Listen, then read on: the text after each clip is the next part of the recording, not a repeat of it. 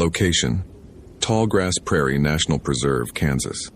Date: August 23, 2016. The grass moved like something breathing. Samantha Vance stood on the front porch of the Spring Hill Ranch House, watching the late August wind push waves across the tallgrass prairie, and thought, not for the first time, that this landscape could drive a person mad. The big blue stem stood over 6 feet tall this time of year, a golden green ocean that stretched to every horizon, broken only by the occasional limestone outcropping or the dark line of trees along a distant creek bed. There was nothing to stop the eye, nothing to anchor the mind. Just grass, sky, and wind, endless and eternal, whispering secrets in a language older than human speech. She had transferred to Tallgrass Prairie National Preserve 3 years ago, drawn by the promise of quiet after a decade working the crowded trails of Great Smoky Mountains. She had wanted solitude, space to breathe, a place where the biggest problems were controlled burns and the occasional lost hiker who wandered off the marked paths. For the most part, the prairie had delivered. The preserve saw modest visitor numbers, nothing like the millions who flooded the famous parks, and the work was peaceful, rhythmic, tied to the seasons and the slow cycles of grassland ecology. But this summer had been different. Samantha finished her coffee and checked her watch. 7:15 a.m. The morning was already warm, the air thick with humidity that promised another brutally hot day. Her uniform clung to her skin despite the early hour. She had paperwork waiting inside, reports on the prairie chicken population, burn schedules for the fall, the usual bureaucratic tedium. But she couldn't make herself go in. Not yet. Not with Kyle Mercer's truck still sitting in the parking lot at the trailhead, exactly where it had been for the past 36 hours. Kyle Mercer, the third man to go missing this summer. The first had been in June. A tourist from Oklahoma City named Bradley Simmons, 42 years old, divorced, traveling alone. He had checked in at the visitor center, asked about the Southwind Nature Trail, and walked into the grass.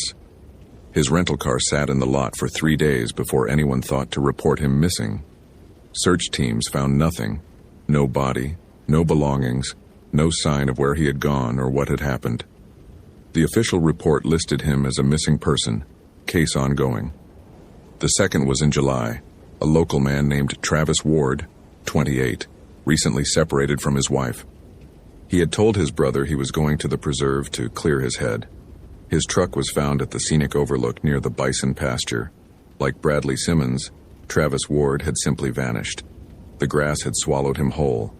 Now, Kyle Mercer, 35 years old, insurance adjuster from Wichita, driving through on his way to a conference in Kansas City. He had stopped at the preserve on a whim. Samantha had spoken to him herself, had given him a trail map and warned him about the heat. He had smiled and thanked her and walked out the door, and that was the last anyone had seen of him. 3 men, 3 disappearances, no bodies, no evidence, no explanation. Samantha keyed her radio. "Dispatch, this is Ranger Vance at Spring Hill. Any updates on the Mercer search?" The response came back scratchy but clear. "Negative, Ranger Vance. Search teams are assembling at the trailhead now. Sheriff's Department is sending a K-9 unit. You're cleared to join the search when ready." "Copy that. I'll head over now." She clipped the radio to her belt and stepped off the porch into the morning heat. The grass whispered around her as she walked toward her truck, and Samantha tried very hard not to think about the pattern she had noticed, the pattern no one else seemed to see. All 3 missing men had been alone. All 3 had been going through some kind of personal turmoil, divorce, separation, job stress, and all 3 had been last seen walking toward the same stretch of prairie, the area locals called the Bottomlands, where the grass grew tallest and the creeks ran dry in summer drought. She also tried not to think about what old Amos Whitehorse had told her last week, when she had driven out to his ranch to ask if he had seen anything unusual. Amos was Osage, one of the few remaining families who had lived on this land before it became a preserve. His grandfather had ranched these hills when they were still called the Flint Hills, before the Park Service came, before the tourists, before everything. Samantha had expected him to dismiss her questions. to offer some rational explanation for the disappearances. Instead, he had gone very quiet. "There's a woman," he had said finally, not meeting her eyes. "My grandmother used to tell stories. A woman who walks the prairie at night, beautiful beyond words, calling to men who have lost their way. The dear woman, she called her. She comes when men are weak, when their hearts are troubled. She shows them something. What they want most, or what they fear most, I was never sure. And then she takes them into the grass and they don't come back." Samantha had thanked him politely and left. Folklore, superstition, the kind of story that accumulated around any wild place, especially one as empty and strange as the tallgrass prairie. But driving toward the trailhead now, watching the grass move in waves that looked almost like fingers beckoning, she couldn't shake the feeling that Amos Whitehorse had been trying to warn her about something he knew was real. Kyle Mercer had seen her for the first time near the creek bed. He had been walking for maybe an hour, following the trail map the ranger had given him, trying to clear his head before the conference. The divorce had been finalized 2 weeks ago.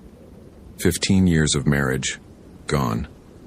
His wife, ex-wife, had already moved her new boyfriend into the house that Kyle was still paying the mortgage on. The conference in Kansas City was supposed to be a distraction, a chance to focus on work instead of the slow-motion collapse of everything he had built. But the prairie wasn't distracting him. If anything, it was making everything worse. The emptiness of the landscape mirrored something inside him, some vast hollow space where his life used to be. He walked through the grass and felt himself disappearing, becoming as small and insignificant as the insects that buzzed around his head. That's when he saw her. She was standing near a dry creek bed, maybe 50 yards off the trail, partially hidden by the tall grass. A woman in a white dress, or something white anyway, flowing and loose in the wind. She was facing away from him, her dark hair moving in the breeze, and Kyle's first thought was that she must be lost. No one dressed like that for hiking. No one should be out here alone without water, without proper shoes, without... She turned and looked at him. Kyle stopped breathing. She was beautiful, not pretty, not attractive. Beautiful in a way that bypassed thought entirely, that reached into some deep animal part of his brain and pulled. Her face was perfect, symmetrical, with dark eyes that seemed to hold all the sadness in the world. She smiled at him, and Kyle felt something loosen in his chest, some knot of grief and anger and loneliness that had been tightening for months. "Are you lost?" he heard himself ask. "I was." Her voice was low and musical, carrying easily across the distance between them. "But I think I've found what I was looking for." She began walking toward him, moving through the grass with a fluid grace that seemed almost to float. Kyle knew he should stay on the trail. He knew he should ask her name, find out if she needed help, behave like a rational adult instead of standing frozen like a deer in headlights. But she was so beautiful. And she was looking at him like no one had looked at him in years, like he mattered, like he was worthy of attention, of desire, of love. She reached him and stood close, too close, closer than strangers should stand. He could smell her now, something floral and wild, like prairie flowers after rain, mixed with something else, something muskier, earthier. Her hand touched his arm, and her skin was cool despite the August heat. "Walk with me," she said. "I want to show you something." Kyle walked. The search team found Kyle Mercer's trail map at 10:47 a.m., lying in the grass about a quarter mile from the marked path. Samantha bagged it as evidence, noting the location on her GPS, trying to ignore the chill that ran down her spine despite the 90-degree heat. The map was pristine. No blood, no damage, no sign of struggle. It looked as though Kyle had simply set it down and walked away, abandoning the last connection to the trail that would have led him back to safety. "Got something over here?" One of the sheriff's deputies was waving from a spot near the creek bed, maybe 30 yards away. Samantha pushed through the grass, feeling it close behind her like a curtain. The deputy was pointing at the ground, at a set of footprints pressed into the dry mud of the creek bank. Two sets, actually. One clearly made by hiking boots, Kyle's size probably, and another set beside them, smaller, lighter, made by bare feet. No, not bare feet. Samantha crouched down, studying the prints. They were the right size for human feet, the right shape. But the impression was wrong. Instead of toes, the front of each print showed two distinct points, pressed deep into the mud. Like hooves. Like deer hooves. "The hell kind of tracks are those?" the deputy asked, leaning over her shoulder. "I don't know." Samantha took photos, measured the stride length, noted the direction the tracks were heading. Deeper into the bottomlands, away from any trail, toward the part of the prairie where the grass grew so tall it swallowed everything. Some kind of animal, maybe. Deer prints on top of human prints. But she knew that wasn't right. The hoof prints weren't on top of the human prints. They were beside them, matching them step for step, as if a person and a deer had been walking together. Or as if something that was both had been walking alone. She keyed her radio. "Dispatch, Ranger Vance. We found tracks heading into the bottomlands. 2 sets, 1 human, 1 unidentified, requesting additional search teams for the deep grass area." Static crackled for a long moment. Then, "Copy, Ranger Vance. Be advised, Weather Service is showing high fire danger today. Wind picking up from the south. Exercise extreme caution in the tall grass." Understood. Proceeding with caution. But as she stood and looked out at the sea of grass stretching toward the horizon, Samantha understood that caution might not be enough. Whatever had taken Kyle Mercer, whatever had taken Bradley Simmons and Travis Ward, was out there in the bottomlands, waiting, and it had been waiting for a very long time. Kyle didn't know how long they had been walking. Time had become strange since he met the woman in the white dress. The sun seemed to move in jumps, leaping across the sky in sudden lurches, and the prairie around them kept changing, now open and golden, now dense and green, now shadowed by clouds that appeared from nowhere. He should have been exhausted, dehydrated, desperate to turn back. Instead, he felt light, almost giddy, as if he were walking in a dream. The woman walked beside him, her hand occasionally brushing his, her voice a constant murmur that seemed to come from everywhere at once. She asked him about his life, his marriage, his divorce. She listened with an attention that felt absolute, as if his words were the most important sounds in the world. He told her things he had never told anyone, his fears, his failures, the shameful secret belief that he had deserved to be left, that he wasn't worth loving. She smiled when he said that, a strange smile, sad and hungry at the same time. "All men think that," she said. "All the men who come to me. They think they are worthless, unlovable. They think no one sees them. But you see me." Kyle wasn't sure if it was a statement or a question. "I see you." She stopped walking and turned to face him.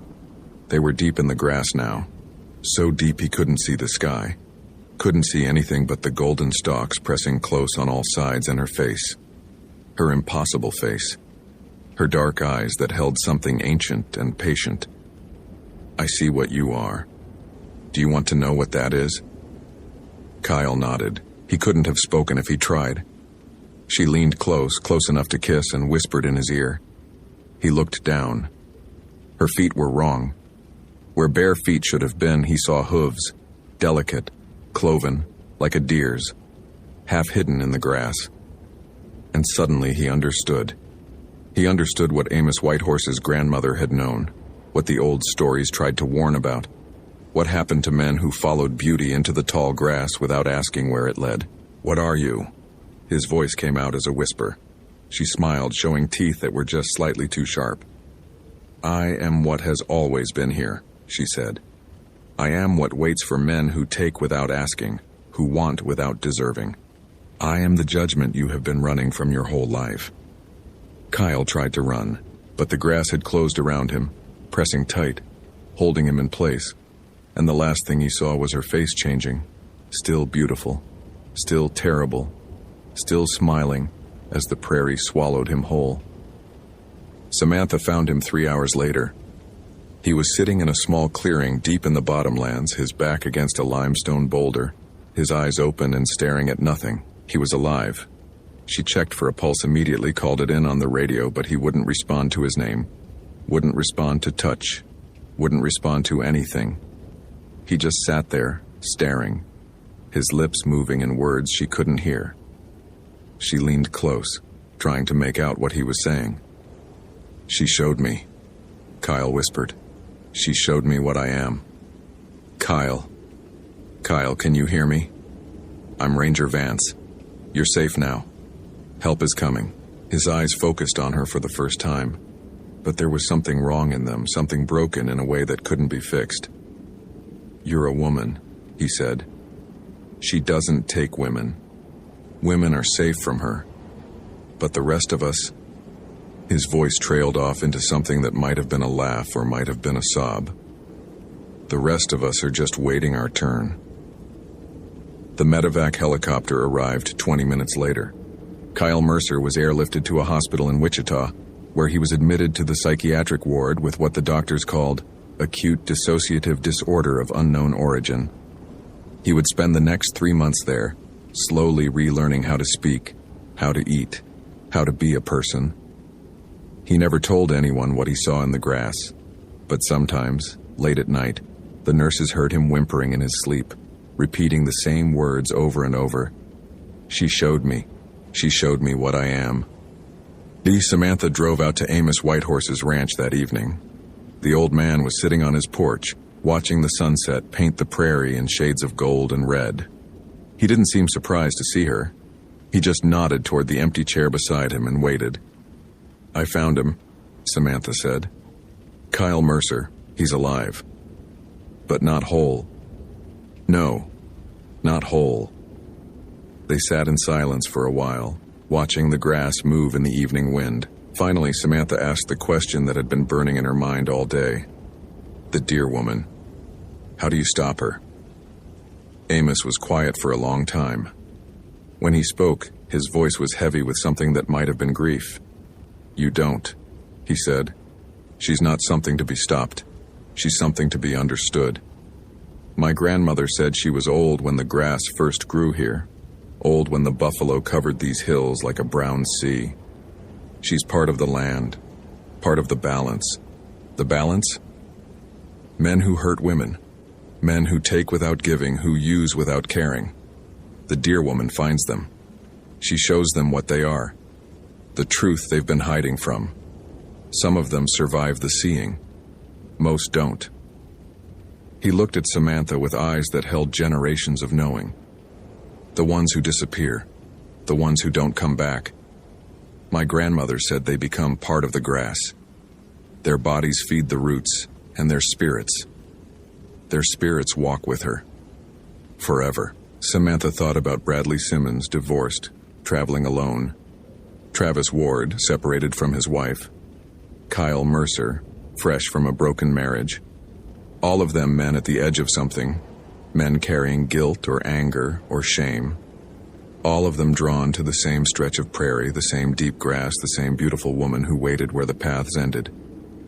"Why are you telling me this?" she asked. Amos smiled, and there was something almost like warmth in it. "Because you're a woman. She won't hurt you. And because someone needs to know what walks out there, what has always walked out there. Someone needs to remember the old stories." He looked back out at the prairie, at the grass now silver in the fading light. "Go home, Ranger Vance. Do your job. Write your reports. But when the men go missing, and they will go missing, they always do, don't waste time looking for something to punish. The prairie takes care of its own justice." Samantha drove home in the dark, the grass moving on both sides of the road like something watching her pass. She filed her reports. She closed the cases. Missing person, circumstances unknown. It was the only language the Park Service would accept. But sometimes, on nights when the wind blows just right, Samantha drives out to the bottomlands and parks at the edge of the tall grass. She doesn't get out. She just sits there watching, listening to the whispers that might be wind and might be something else. Once she thought she saw a figure moving through the grass in the moonlight, a woman in white, impossibly beautiful, leading someone by the hand toward a darkness that had no end. Samantha didn't follow. She wasn't meant to follow. But she remembers.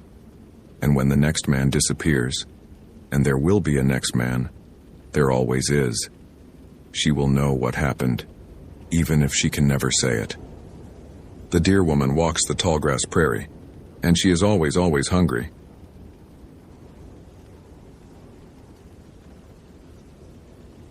Location: Voyageurs National Park, Minnesota. Date: October 27, 2019. The fog came off Cabatagama Lake like something breathing, slow and deliberate, swallowing the shoreline an inch at a time. Garrett Moen stood on the dock behind the Ash River Visitor Center and watched it roll toward him across water so still it looked like hammered pewter. No wind. Not even the faintest ripple disturbed the surface, though the forecast had promised gusts up to 15 miles per hour by mid-morning. The air smelled of cold stone and something else beneath it, that particular mineral scent of deep water, the kind that never fully warms even in August. He had worked Voyageurs for 6 years now, long enough to know its rhythms better than he knew the patterns of his own sleep. Late October meant the park had entered its annual exhale, the summer crowds gone, the houseboats pulled from the water, most of the backcountry campsites closed until spring. Only a skeleton crew remained, himself, 2 maintenance workers finishing winterization on the Kettle Falls structures, and Linda Okonkwo running dispatch from the Rainy Lake Station 40 miles northwest. The silence this time of year wasn't empty. It was patient, the whole landscape holding its breath before the long freeze. Garrett finished his coffee standing there on the dock, watching the fog erase the far shore. The lake was deceptive in its stillness. Cabatagama alone covered over 25,000 acres, and it was only one of 4 major lakes within the park's boundaries. Interconnected waterways, bays, islands, peninsulas that looked like islands and islands that looked like peninsulas. The geography shifted depending on water levels, on light, on how well you thought you knew it. Garrett had pulled enough disoriented kayakers out of wrong channels to respect the maze. He'd also recovered 3 bodies in his time here, all drownings, all people who had underestimated how quickly cold water could kill. Back inside the visitor center, he logged his morning check-in with Linda. The radio crackled with the particular static that meant atmospheric interference, the approaching cold front already making itself felt in the electronics. Ash River, this is Rainy Lake. Good copy on your check-in. Weather Service bumped up that front, expecting first snow accumulation by 2200. You still showing that solo kayaker registered for Lost Bay? Garrett checked the permit log. Zoe Hartwell, 26, from Duluth.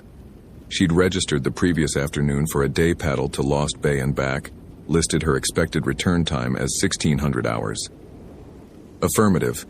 She checked out one of the wrecked kayaks yesterday around 0800. Should have been back before dark. A pause. And she didn't return? Her car is still in the lot. Haven't seen her. Copy that. Keep me posted. Probably just decided to camp instead of paddle back in the dark. Weather was clear enough last night. Roger. Ash River out. Garrett set down the radio and looked at the clock on the wall. Just after 7:30, Zoe Hartwell had, according to her permit, 14 hours of experience in recreational kayaking. She'd checked yes on the form, asking if she'd paddled Voyageurs before. She'd declined the satellite beacon rental, noting in the comments that she wanted a real solo experience, no electronics except my camera. Garrett hadn't been on duty when she departed, but Kyle from maintenance had given her the standard briefing. Stay in marked channels, watch for submerged rocks, be off the water before dark. Temperature drops fast this time of year. All routine, all by the book. And yet Garrett couldn't shake the feeling that had started the moment he'd seen her car still sitting in the lot at sunrise. That particular weight in his chest that usually meant something had gone wrong, in a way that wasn't going to have a good ending. He spent the next hour performing the tasks that filled most of his late-season days. Checked the water temperature at the dock thermometer, 41 degrees, cold enough to incapacitate a swimmer in under 15 minutes, kill in under 45. Inspected the kayak rack, one missing, the red 12-footer Zoe had taken. Walked the parking lot, looked through the window of her silver Honda CR-V, saw nothing unusual. A reusable water bottle in the cup holder, a paperback novel on the passenger seat, a University of Minnesota sweatshirt folded on the back seat. The ordinary artifacts of someone who expected to come back.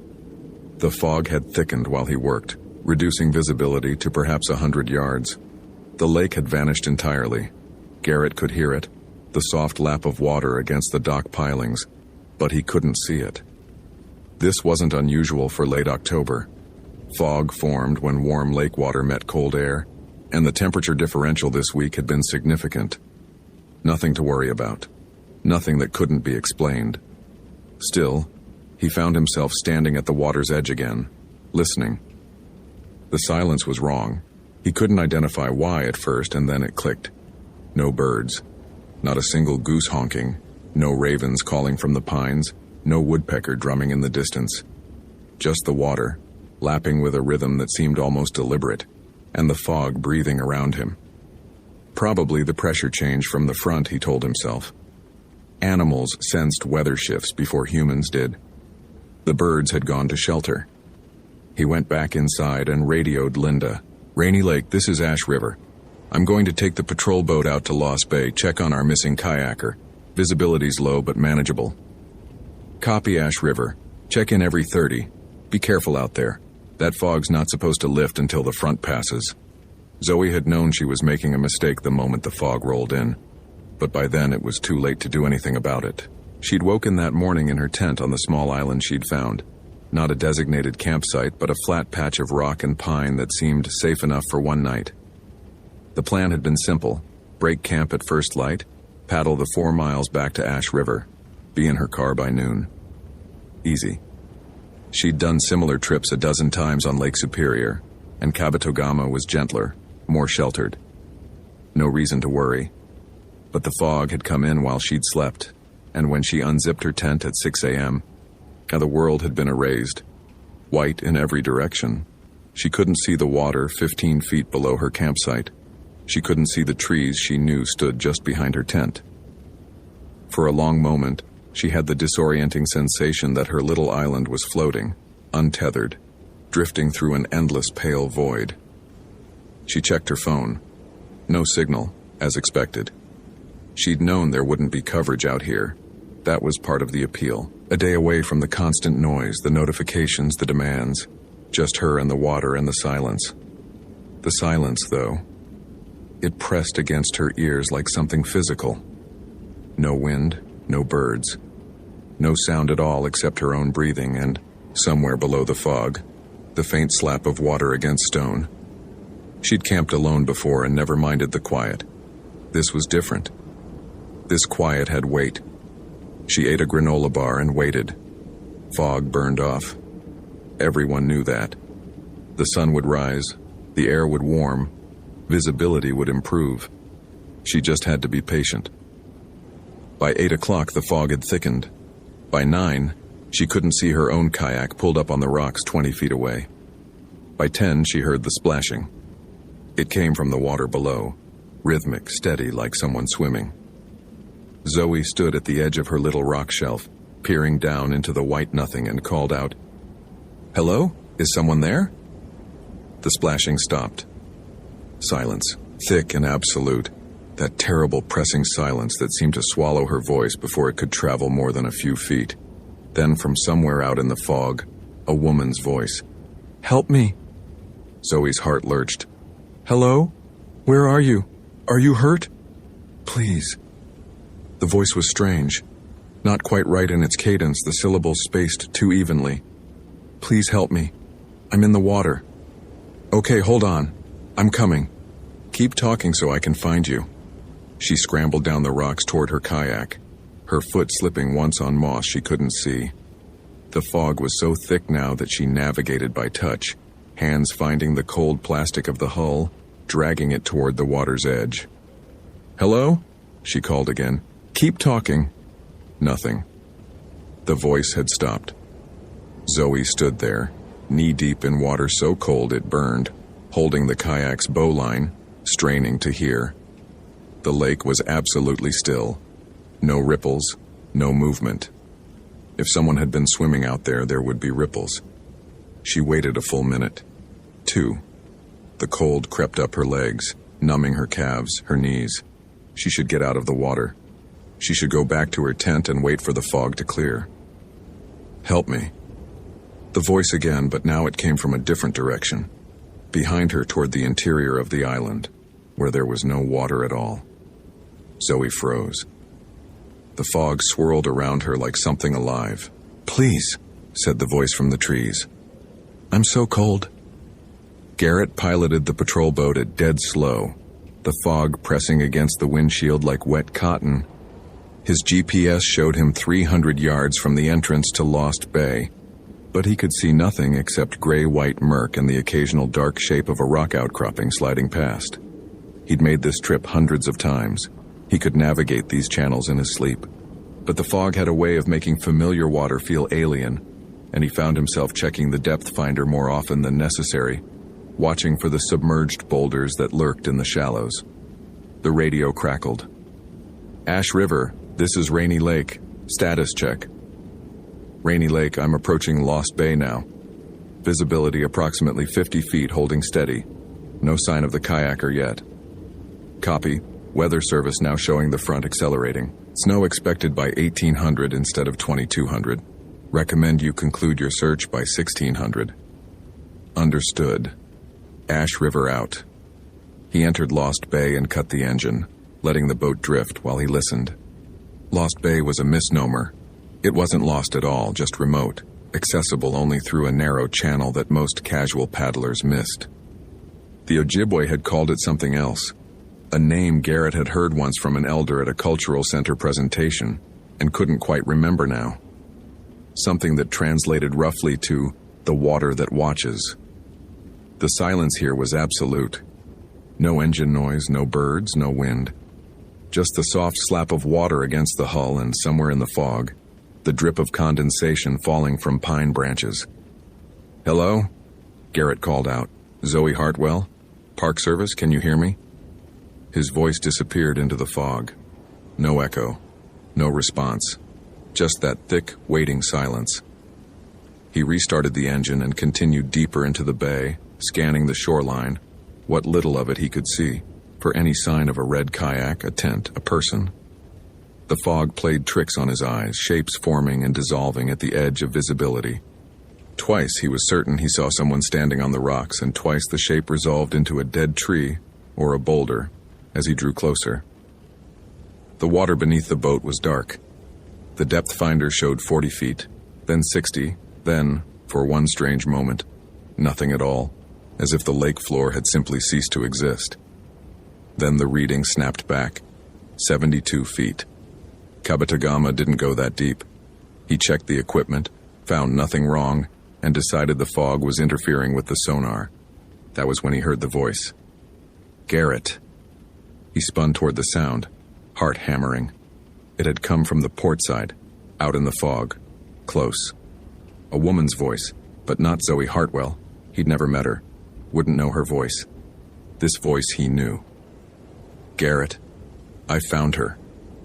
It was Linda Okonkwo, who was 40 miles away at the Rainy Lake station. Linda's voice, unmistakably, coming from somewhere out there in the water. He grabbed the radio. "Rainy Lake, this is Ash River. Linda, did you copy that?" Static. Then Linda's voice from the radio. "Ash River, say again? You're breaking up." "I thought I heard..." He stopped. The voice had come from outside the boat, not from the radio. But that was impossible. Linda was 40 miles away. "Never mind, Rainy Lake. Do you have any other vessels in the Lost Bay area?" "Negative, Ash River. You're the only one out there. Is everything okay?" "Yeah," he said. But his eyes were scanning the fog, searching for the source of that voice. "Yeah, everything's fine. Continuing search. Ash River out." He set down the radio. The fog swirled. The water lay flat and still, impossibly still, like a sheet of black glass. "Garrett." The voice again, closer now, intimate, as if the speaker were standing right beside him. "She's right here. Come see." It was Linda's voice. Exactly Linda's voice. The slight Minnesotan accent, the way she emphasized certain syllables. But Linda never called him by his first name. Over the radio, in all their communications, she called him Ash River or Moen. Never Garrett. He thought suddenly of the stories the Ojibwe elder had told at that presentation years ago. Stories about the spirits that lived in these waters. Ancient things, older than the pines, older than the bedrock. Things that knew the lakes intimately, every depth and current and hidden channel. Things that could call to you in the voices of people you trusted.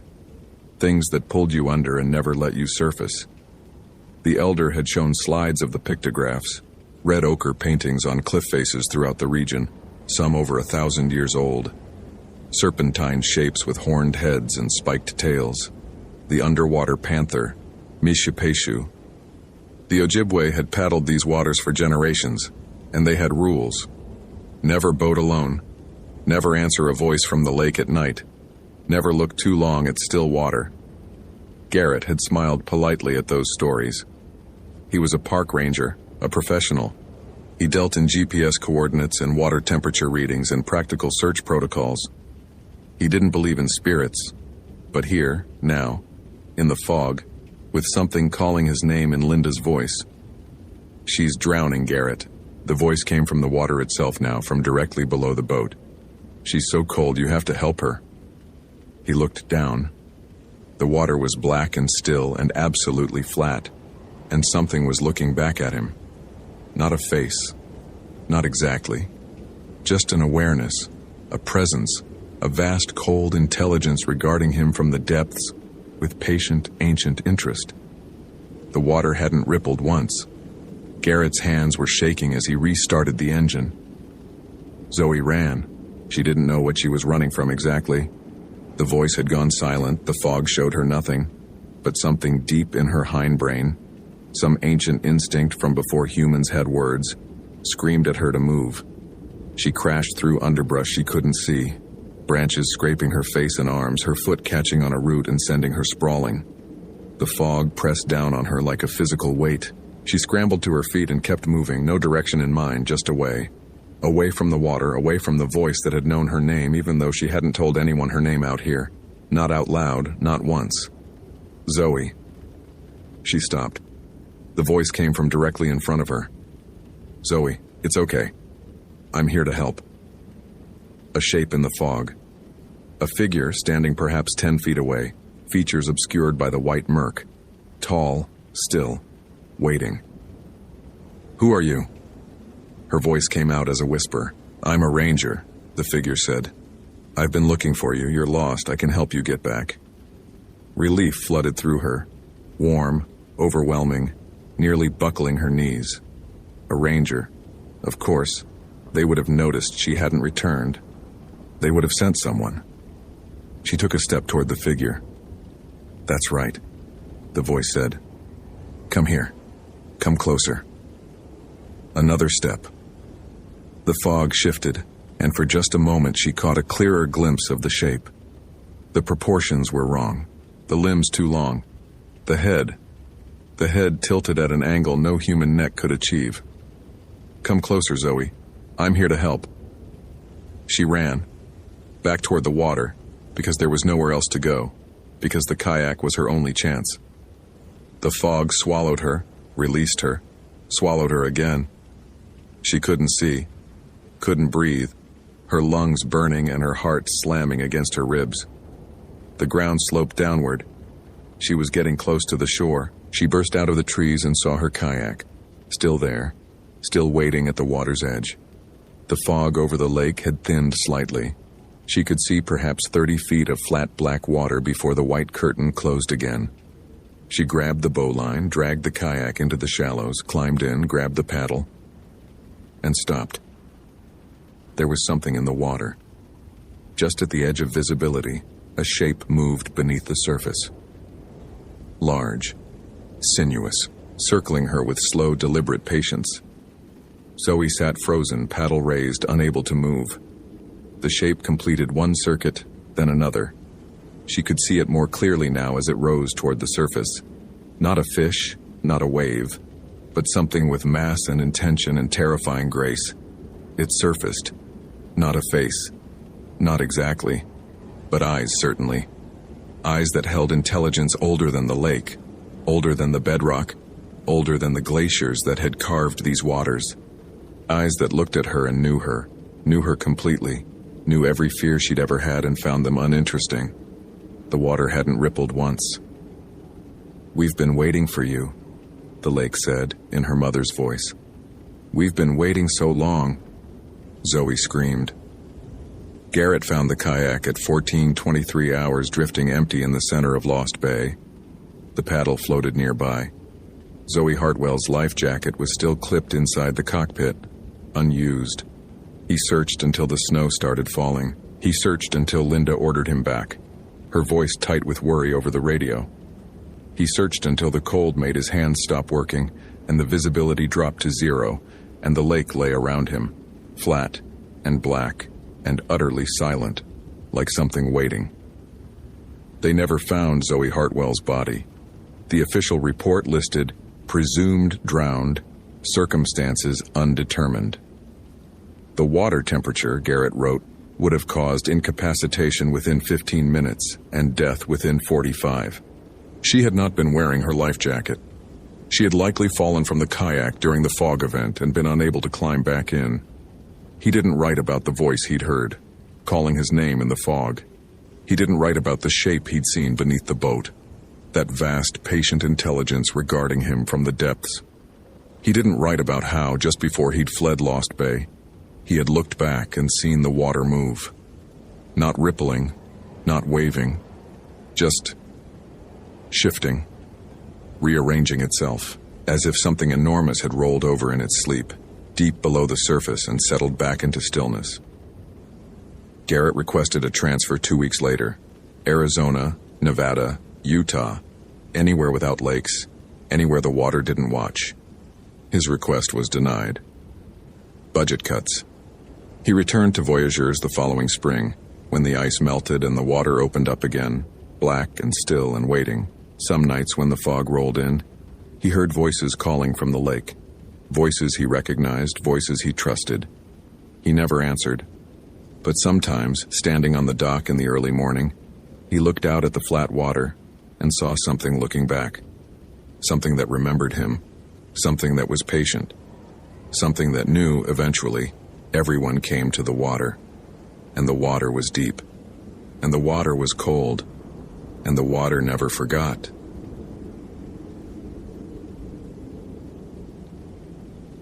Location: Voyageurs National Park, Minnesota. Date: November 22nd, 2017. And the coffee had gone cold in Garrett's thermos by the time he noticed. He'd been standing at the edge of the Kabetogama Lake overlook for nearly 20 minutes, watching the way the morning light caught the thin skin of ice forming along the shoreline. It wasn't solid yet, wouldn't be for another few weeks if the temperatures held. But the water had taken on that particular stillness that preceded the deep freeze, as if the lake itself were holding its breath. Voyageurs in late November existed in a state of suspension. The summer crowds had vanished months ago. The ice fishermen and snowmobilers wouldn't arrive until late December at the earliest. For now, the park belonged to the skeleton crew that maintained it. 3 rangers covering over 200,000 acres of interconnected waterways, boreal forest, and rocky islands that most Americans would never see. Garrett Vance had worked these woods for 7 years, long enough to know the rhythm of each season's transition. He knew the way sound changed when the freeze began, how voices carried farther across the hardening water, how the forest dampened to a hush as animals settled into their winter patterns. He knew which bays froze first and which stayed treacherous well into January, where the currents ran warm beneath deceptively solid-looking ice. The Ojibwe who had lived here for generations before the park's establishment had names for these places, warnings passed down through centuries. Garrett had learned some of them from Bill Makwa, the tribal liaison who visited each spring to coordinate fishing rights. The old man had a way of telling stories that made them feel less like legends and more like weather reports, matter-of-fact descriptions of things that simply were. He took a sip of the cold coffee and grimaced. The morning routine had been unremarkable. Equipment check at the Ash River Station, Radio test with dispatch in International Falls. Review of the week's backcountry permits. Only one name on the list for the holiday week. A solo hiker named Abigail Thornton, 28, registered for a 3-day trip to the Cruiser Lake Trail system. Her permit application noted previous backcountry experience in the Boundary Waters and Isle Royale. She'd listed her emergency contact as a sister in Duluth. Under trip purpose, she had written simply, "I need to be somewhere quiet for a while." Garrett understood that impulse. People came to Voyagers for many reasons, but solitude was the most common. The park offered a particular kind of emptiness that was hard to find elsewhere. Not the dramatic emptiness of desert or mountain, but something older and more patient. The boreal forest didn't demand attention. It simply existed, vast and indifferent, swallowing human presence like water absorbing a single drop of ink. He keyed his radio as he walked back toward the truck. Dispatch Unit 12, completing morning patrol of Kabetogama Overlook. Heading to Ash River for vehicle maintenance, over. The response came clear despite the distance. Copy that, Unit 12. Be advised, we've got a weather system moving in from the northwest. Temperatures dropping to single digits tonight. Possible snow after midnight. Over. Understood, dispatch. I'll make sure the backup generator's fueled. Unit 12 out. The drive back to the station took him along the edge of the lake, through corridors of black spruce and paper birch that had already shed their leaves. The sky hung low and gray, the kind of overcast that felt like a ceiling pressing down on the world. Garrett found himself glancing at the water more often than usual, though he couldn't have said why. The lake looked the same as it always did this time of year. Dark, still, patient. But there was something in the quality of the silence that morning that made him check his mirrors. Made him slow the truck at curves to listen before accelerating again. At the Ash River station, he spent an hour on routine maintenance, checking fluid levels in the patrol boat that wouldn't be needed again until spring, inventorying the emergency supplies in the backcountry cache, testing the satellite phone that served as their backup when radio signals failed. The work was meditative, familiar. He'd done these same tasks hundreds of times. His hands knew the motions without conscious thought, leaving his mind free to wander through the day's small concerns. The permit holder, Abigail Thornton, should be finishing her second day on the trail by now. She'd planned to camp at Cruiser Lake tonight, then loop back to the trailhead by tomorrow afternoon. Standard route, well marked, nothing that should cause problems for an experienced hiker. And yet, Garrett paused with his hand on the satellite phone, frowning at nothing in particular. There was a feeling he'd learned to trust over his years in the wilderness, a low hum of unease that preceded storms, predator activity, the kinds of situations that went wrong in ways no checklist could predict. He felt it now, faint but persistent, like a radio frequency just below the threshold of hearing. He shook his head and finished the inventory. Probably just the weather change. Barometric pressure drops did strange things to the nervous system. By early afternoon, the temperature had fallen 12 degrees and the sky had darkened to the color of old bruises. Garrett was reviewing trail conditions in the station office when the radio crackled to life. Unit 12, this is dispatch. We've received a satellite ping from the Cruiser Lake area. Looks like someone activated a spot beacon. Can you respond? Over. Garrett felt his stomach tighten. Spot beacons were personal locator devices. Hikers carried them for emergencies when they were beyond cell range. An activation could mean anything from a twisted ankle to something far worse. Dispatch Unit 12, I copy. Do we have identification on the beacon? Over. Affirmative. Registration shows Abigail Thornton, permit holder for the Cruiser Lake Loop. Beacon activated at 1347. No message attached. Just the distress signal. Over. Copy that, dispatch. I'm gearing up now. ETA to the trailhead is approximately 45 minutes. I'll report when I'm on foot. Over. Be advised, Unit 12, backup from the Rainy Lake station is at least 3 hours out due to a boat issue. You may be solo on this one until we can coordinate. Over. Understood. Unit 12 out. Garrett moved through the station with practiced efficiency, pulling his pack from the ready rack, checking his first aid kit, his emergency blanket, his headlamp with fresh batteries. The Cruiser Lake Trail was a 6-mile round trip from the nearest road access, manageable in good weather, but the failing light and dropping temperatures compressed his window. If Abigail was injured, he'd need to reach her before dark. If she was something worse than injured, the timeline became even more critical. He tried not to think about what something worse might mean. Abigail had known something was wrong since yesterday afternoon. Though she couldn't have explained exactly what, the trail had been clear, her navigation precise, her body strong from months of training for exactly this kind of solo trip. She'd needed this. Needed the silence, the solitude, the chance to exist for a few days without the weight of other people's expectations pressing against her skull. The divorce had been finalized in September. The house had sold in October. By November, she'd realized that what she was feeling wasn't grief exactly, but something closer to disorientation, as if she'd been living someone else's life for years and had only just noticed. The forest was supposed to help. It always had before. But yesterday, somewhere between the 2nd and 3rd mile marker, she'd started to feel watched. Not the ordinary awareness of sharing space with wildlife. She'd grown up in northern Minnesota, knew the difference between a deer's cautious attention and a bear's territorial interest. This was something else. A pressure at the edge of her perception, like someone standing just outside her field of vision, matching her pace step for step. She'd stopped twice to scan the trees, to listen for movement in the underbrush. Nothing. Just the wind stirring the spruce boughs, the distant call of a raven, the crunch of her own boots on the frozen ground. She'd made camp at Cruiser Lake as planned, pitched her tent on the designated platform, cooked her dinner over a small propane stove. The routine was comforting in its familiarity. She'd done this dozens of times. There was nothing to fear from a forest, she understood. But that night, she'd dreamed of hunger. Not her own hunger, something else's.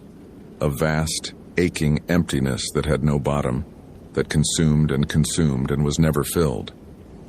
She'd woken at 3 a.m. with her heart pounding, certain she'd heard someone calling her name from across the frozen lake. The voice had sounded like her mother, who had been dead for 6 years. She'd lain awake until dawn, telling herself it was just the wind, just the strange acoustics of the water, just the isolation playing tricks on an exhausted mind. By morning, she'd almost convinced herself, but then she'd found the footprints. They circled her tent in a perfect ring, pressed deep into the frost-hardened ground. Human footprints, barefoot, each one longer and narrower than any foot should be. They started nowhere and ended nowhere. Just the circle, complete and precise, as if someone had walked around her shelter all night without ever arriving or departing. Abigail had stared at them for a long time, her breath clouding in the frozen air, her rational mind struggling to construct an explanation that made sense. A prank from another hiker. An animal track she was misreading. A pattern in the frost that only looked like footprints from certain angles. None of these explanations felt true. She'd packed up her camp with shaking hands, abandoning her plan to spend another night on the trail. The trailhead was 6 miles back. She could make it in 3 hours if she pushed, be in her car by early afternoon, drive to Duluth and her sister's apartment in central heating and walls that locked. She'd activated her spot beacon as a precaution. Not a full emergency, just a check-in, a breadcrumb trail in case something went wrong. Something was going to go wrong. She knew it now with a certainty that bypassed rational thought entirely. The forest felt different today. The spaces between the trees seemed deeper, darker, as if the shadows were pooling into something solid. The silence had a texture to it, not the absence of sound, but the presence of something listening. Abigail walked faster, her boots finding the trail by memory as her eyes scanned the tree line, the frozen lake shore, the dense stands of spruce that blocked the weak November light. She was 2 miles from the trailhead when she heard the voice. Abigail. It came from her left, from somewhere out on the lake. The ice wasn't safe yet. Everyone knew that. Every sign at every access point warned against it. But the voice came from the ice anyway. It sounded like her mother. It sounded exactly like her mother. The particular way she'd always said Abigail's name with a slight emphasis on the second syllable, a rhythm that no one else had ever quite replicated. Abigail, sweetheart, I'm out here. I need help." She stopped walking. Her hands were trembling, and it wasn't from the cold. The voice was impossible. Her mother was dead, had been dead for 6 years, had died in a hospital in Minneapolis with Abigail holding her hand. This was not her mother. This could not be her mother. "Please," the voice called. It was closer now, though she hadn't seen anything move across the ice. "I'm so cold. I've been waiting for you. Please come help me." Abigail's feet took a step toward the lake before her mind caught up and screamed at her to stop. The ice. The ice wasn't safe. Even if there was someone out there, which there wasn't, there couldn't be. She couldn't reach them. She would fall through. She would drown in water so cold it would stop her heart in minutes. "Mom." The word escaped before she could stop it. A small and broken sound that the forest swallowed without echo. Silence. The voice had stopped. The pressure of being watched intensified, became almost physical, a weight against her chest that made it hard to breathe. Abigail turned back to the trail, and the trail wasn't there. Where the path had been, clear and well marked just moments ago, there was only forest. Dense, identical spruce in every direction, their dark boughs interlocking like fingers. She spun, orienting herself by the lake. The lake was still there. She could see the gray expanse of it through the trees, but the trail had vanished as if it had never existed, as if the forest had simply closed behind her like a door. Her spot beacon. She grabbed for it, pressed the emergency button with fingers gone clumsy from cold and fear. The device beeped, confirming transmission. Help would come. She just had to stay calm. Stay where she was. Wait for rescue. Abigail. The voice was behind her now. Not from the lake, from the forest. From everywhere at once, the words stretching and distorting until it barely sounded like language anymore. She ran. Garrett reached the trailhead as the first snowflakes began to fall. The sky had darkened prematurely, clouds pressing down like a lid being closed on a box. He shouldered his pack and moved onto the trail at a pace just short of jogging, his flashlight cutting a narrow tunnel through the gathering dusk. The beacon coordinates placed Abigail's distress signal about 2 miles in, near where the trail skirted the eastern shore of Cruiser Lake. If she was mobile, she might be heading toward him. If she was injured, he'd find her along the route. The forest felt wrong. Garrett had walked this trail perhaps 100 times over the years, knew every bend and landmark, every overlook and stream crossing. But tonight the familiar geography seemed subtly altered, as if the trees had shifted position when he wasn't looking. The silence was absolute. No wind, no animal sounds, not even the creak of branches under the weight of new snow. Just his own footsteps, his own breathing, the rustle of his jacket with each stride. He keyed his radio. "Dispatch Unit 12. I'm on the Cruiser Lake Trail, approximately 1 mile from the beacon coordinates. No visual on the permit holder yet. Trail conditions are deteriorating with snowfall. Over." Static answered him. Not the clean static of distance or interference. Something else. Something that rose and fell in patterns that almost sounded like breathing. "Dispatch, do you copy? Over." The static shifted. Through it, very faintly, he heard what sounded like a woman's voice saying his name. But the voice didn't come from the radio. It came from somewhere ahead on the trail, muffled by distance and snowfall. "Abigail?" he called. "Abigail Thornton? This is Park Ranger Vance. Can you hear me?" "Garrett." The voice was clearer now. It sounded familiar, though he couldn't place it. "Garrett, I'm hurt. Please help me." He moved toward the sound, his flashlight beam sweeping the trail ahead. The snow was falling harder now, big wet flakes that clung to his jacket and melted against his face. Visibility was dropping fast. He should be able to see the lake by now. The trail ran within 50 feet of the shore at this point. But there was only forest, black spruce pressing close on both sides like walls of a narrowing corridor. "Keep talking," he called. "I'm coming to you. Where are you hurt?" "I'm so hungry." The voice had changed. It was still familiar, still almost recognizable, but there was something wrong with it now. A hollowness. an echo that didn't match the dense forest acoustics. "I've been waiting so long. I'm so hungry and so cold." Garrett stopped walking. His hand moved to the bear spray on his belt, though he knew even as he reached for it that bear spray wouldn't help with what was happening. He thought of Bill Makwa's stories, told in that matter-of-fact tone over cups of black coffee in the Ash River station. The old man had talked about things that lived in these woods before the Europeans came, before the Ojibwe came, before anyone came. Things that were part of the land itself, patient and ancient and terrible.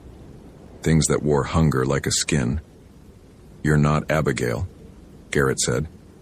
His voice was steady, though his heart was hammering against his ribs. What happened to her? Laughter answered him, not from one direction but from all directions at once, a sound like ice cracking under pressure. The trees around him seemed to lean inward, their boughs heavy with more than snow. The temperature had plummeted. His breath came in thick white clouds that hung motionless in the dead air. She was hungry too.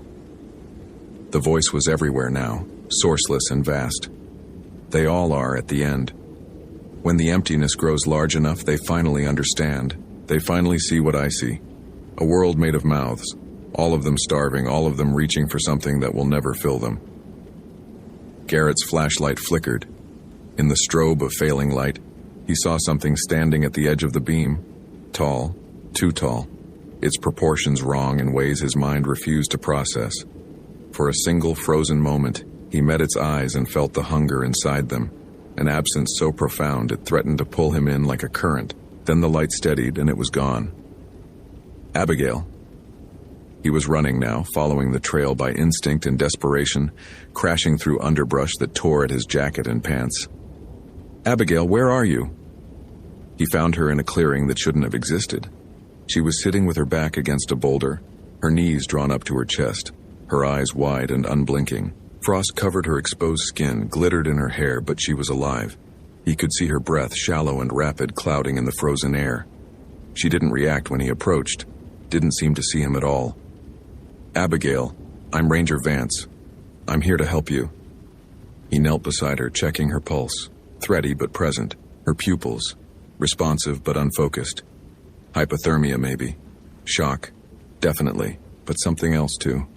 Something in the way she stared past him at the trees, her lips moving soundlessly. "It's still here," she whispered. Her voice was raw, as if she'd been screaming for hours. "It showed me what it sees. All the hunger. All the empty places where people used to be. It doesn't want to kill us, that's not enough. It wants us to understand first. To feel what it feels forever." "We're leaving," Garrett said. "Can you walk?" "I need you to try to walk." She looked at him then, finally focused on his face. Her expression held something beyond fear, a terrible comprehension, as if she'd glimpsed a truth too large for human minds to contain. "It let you find me," she said. "It wants you to take me back, to bring the hunger with us." Garrett pulled her to her feet. She was ice cold, her movements stiff and uncoordinated, but she could walk. That was enough. It had to be enough. He wrapped his emergency blanket around her shoulders and oriented himself by his compass. The trail was gone, the familiar landmarks erased, but north was still north. The trailhead was northeast. They would walk northeast until they found the road. Behind them, in the darkness between the trees, something followed. He could feel its attention like a hand pressed between his shoulder blades, patient and amused. It didn't need to catch them. It had all the time in the world. It had already planted something in Abigail's mind, something in his own mind, a seed of emptiness that would grow in the quiet hours, in the spaces between sleep and waking, until the hunger felt like their own. They walked for what felt like hours. The snow stopped, then started again. Garrett's radio remained dead. His flashlight held, barely, its beam growing weaker as the batteries drained. And then, finally, impossibly, he saw the trailhead parking lot through the trees. His truck was where he'd left it. Abigail's rental car sat beside it, already buried under 2 inches of snow. Garrett helped her into the passenger seat of his truck, started the engine, cranked the heat to maximum. She was shivering violently now, a good sign, he told himself. Shivering meant her body was still fighting. What was it? He asked, though part of him didn't want to know. What did you see out there? Abigail stared through the windshield at the dark wall of forest behind the parking lot. The trees stood motionless, unbothered by the wind that had begun to pick up. Between two massive spruces, just at the edge of the headlight beams, he thought he saw a shape, tall, patient, watching them drive away. It used to be a person, she said softly.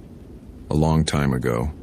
It was so hungry it ate itself, and then it ate everything else, and it's still hungry. It's always going to be hungry. She turned to face him, and there was something in her eyes that hadn't been there before. A depth, a darkness, a hollow space where something essential had been removed. And now I am too. The official report listed the incident as hiker disorientation due to weather conditions, no injuries, no further action required. Abigail Thornton was treated for mild hypothermia at the Rainy Lake Medical Center and released the following morning. She drove back to Duluth and never returned to Voyageurs. Garrett finished the season and requested a transfer in December. He cited family reasons. The request was approved. But before he left, he returned to the Cruiser Lake Trail one final time. He walked the entire loop in full daylight on a clear day with temperatures well above freezing.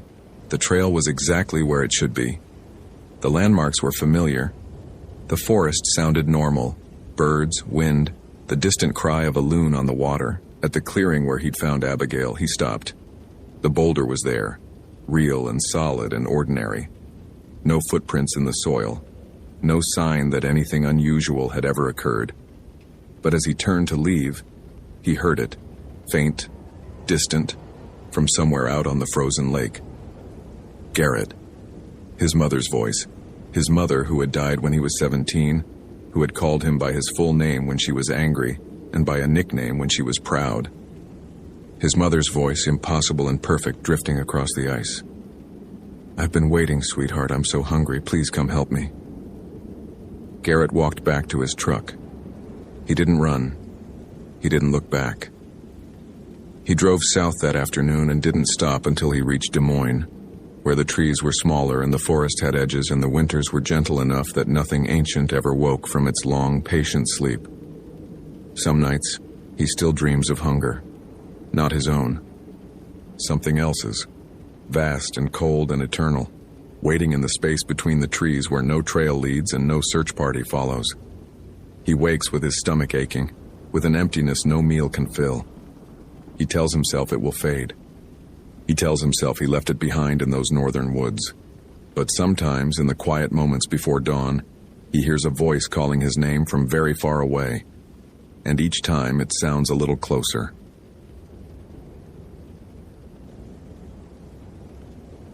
Location: Congaree National Park, South Carolina. Date: November 18, 2011. And the morning mist clung to the surface of Cedar Creek like something alive, curling between the knees of bald cypress trees that rose from the black water in silent congregation. Derek Rawlings stood on the elevated boardwalk near the Harry Hampton Visitor Center, coffee thermos warming his palms, and watched the swamp wake up. November had been strange this year, warm and wet, the air thick with humidity that belonged to August rather than the edge of winter.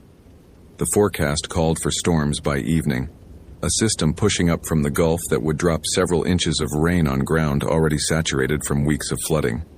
The water table sat high, transforming the forest floor into a mirror that reflected the massive loblolly pines and ancient hardwoods in perfect, unsettling symmetry. He had worked Congaree for 7 years now, long enough to know its moods and rhythms, the way the light changed through the canopy at different seasons, the particular silence that settled over the bottomland when the barred owls stopped calling. This was the largest intact old-growth bottomland hardwood forest left in the country, over 26,000 acres of primordial swamp that looked much as it had before Europeans ever set foot on this continent. The trees here were champions, state and national record holders, some of them, rising 150 feet or more into a canopy so dense that summer visitors often remarked it felt like twilight even at noon. Derek loved this place in a way he found difficult to articulate. A bone-deep appreciation for its antiquity, its indifference to human concerns, the way it simply continued existing as it had for millennia while the world outside changed beyond recognition. He finished his coffee as the first hints of true daylight began to filter through the mist. The morning routine was second nature now. Check the weather radio, review the overnight logs, verify that the trail condition boards were updated to reflect current water levels. The Weston Lake Loop Trail was closed due to flooding, had been for 2 weeks, but the boardwalk loop and the first mile of the Bluff Trail remained accessible. Derek noted that a single vehicle had been logged in the overnight register, a silver Honda Civic South Carolina plates, registered to one Samantha Marsh of Columbia. She had signed in at 4:47 p.m. the previous day, listing her intended route as the Kingsnake Trail to Wise Lake and back, expected return by dark. She had not signed out. Derek checked the lot. The silver Civic sat alone near the trailhead, windshield pearled with moisture from the night's humidity. He walked a slow circle around the vehicle, noting the details automatically. Doors locked, no signs of disturbance, a reusable water bottle visible in the cup holder, a paperback book splayed open on the passenger seat. On the dashboard, a handwritten note. Sam, meet you at the Kingsnake Junction at 5. If I'm late, start without me. M. The paper was dated yesterday. Derek frowned. The register showed only one name, one vehicle. Whoever M was, they had either never arrived or had come and gone without signing in. He keyed his radio. Dispatch, this is Unit 3 at Congaree. I've got a vehicle in the overnight lot, single registrant, intended return by dark yesterday. No sign out. Requesting a welfare check authorization. The response came back clear, the familiar voice of Linda at the district office. Copy that, Unit 3. What's the registrant's intended route? Kingsnake Trail to Wise Lake. Water's high out there, she would have had to wade in places. Understood. You're clear to proceed with the welfare check. Keep us posted. Weather Service is showing that storm system moving faster than expected. You've got maybe 4 hours before it gets ugly out there. Copy, dispatch. Beginning welfare check at 0715. We'll report in hourly. Derek gathered his pack. Water, first aid kit, GPS unit, extra radio batteries, the machete he carried for clearing downed limbs after storms. He paused at the trailhead, studying the soft mud where the boardwalk gave way to natural ground. Footprints, a single set of hiking boots, size 7 or 8, heading northeast toward the Kingsnake Junction. The prints were partially filled with water, edges softened by the night's humidity, but still readable. Samantha Marsh had come this way. The first mile passed without incident. Derek moved at a steady pace, his boots finding the familiar rhythm of the trail, eyes scanning for any sign of the missing hiker. The forest closed around him in layers, the understory of dwarf palmettos and switch cane, the midstory of red maples and sweet gums, and above it all the towering canopy of loblolly pines and bald cypresses draped in Spanish moss that hung like tattered curtains in the still air. The silence was profound, broken only by the soft squelch of his footsteps and the occasional distant call of a pileated woodpecker. He found the first oddity at the Kingsnake Junction. The trail split here, one branch continuing toward Wise Lake, the other curving south toward the river bluffs. A wooden trail marker stood at the intersection, its carved lettering worn smooth by decades of humidity and floods. Someone had scratched something into the soft wood below the official text. Recent, by the look of it, the exposed wood still pale against the weathered gray. Derek leaned close.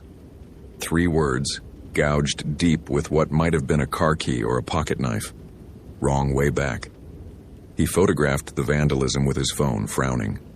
The scratches looked frantic, the letters uneven, as if carved in haste. Below them, barely visible, was a symbol he didn't recognize, a rough circle with a single vertical line through its center, like a stylized eye. The footprints continued toward Wise Lake. Samantha had started to feel uneasy around mile 2.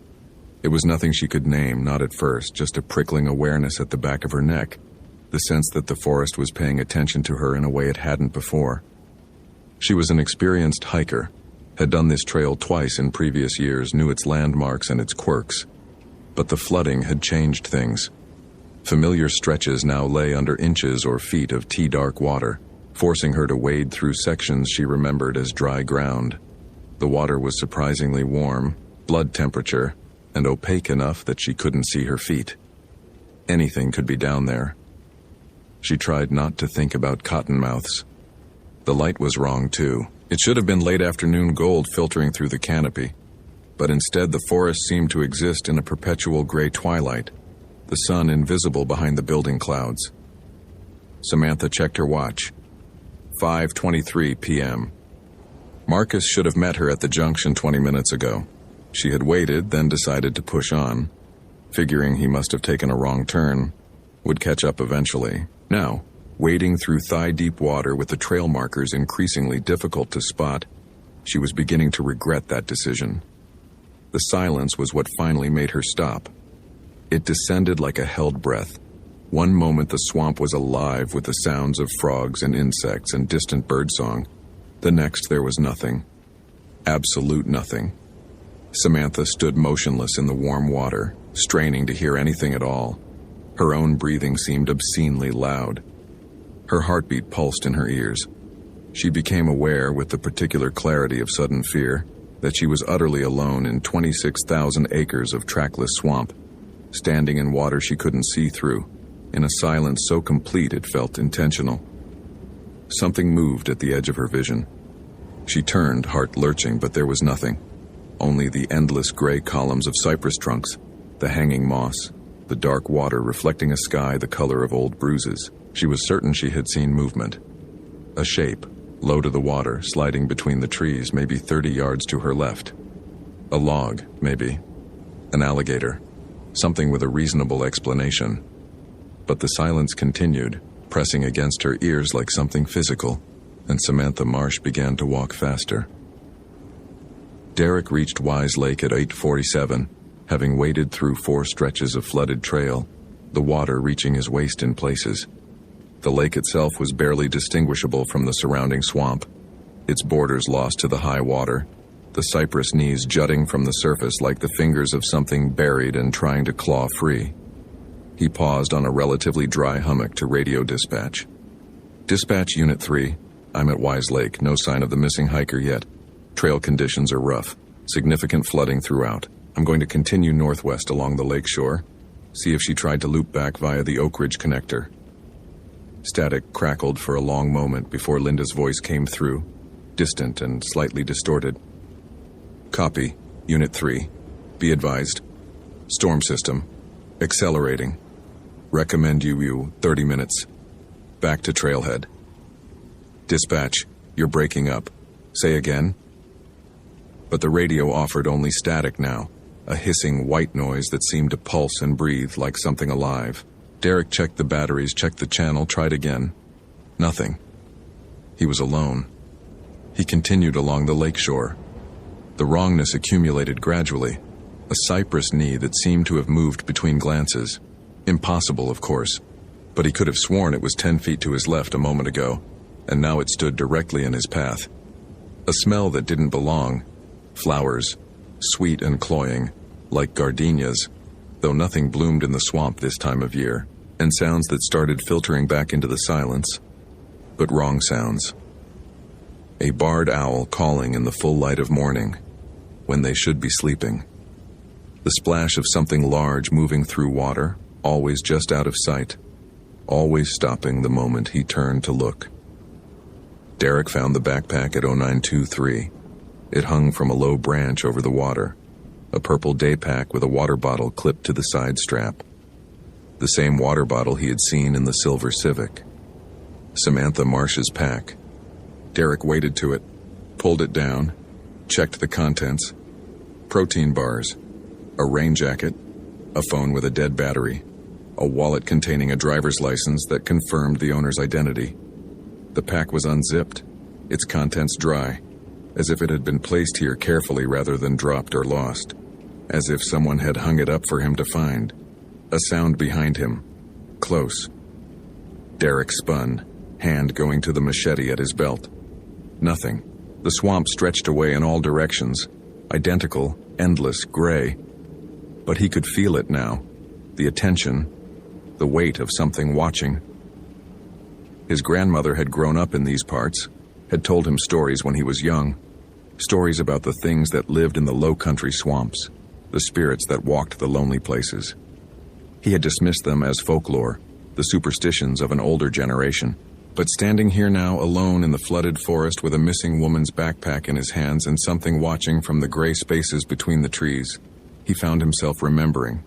The Platt-Eye. That's what his grandmother had called them. Spirits that could take any shape. A dog, a cat, a pig, a shadow with no source.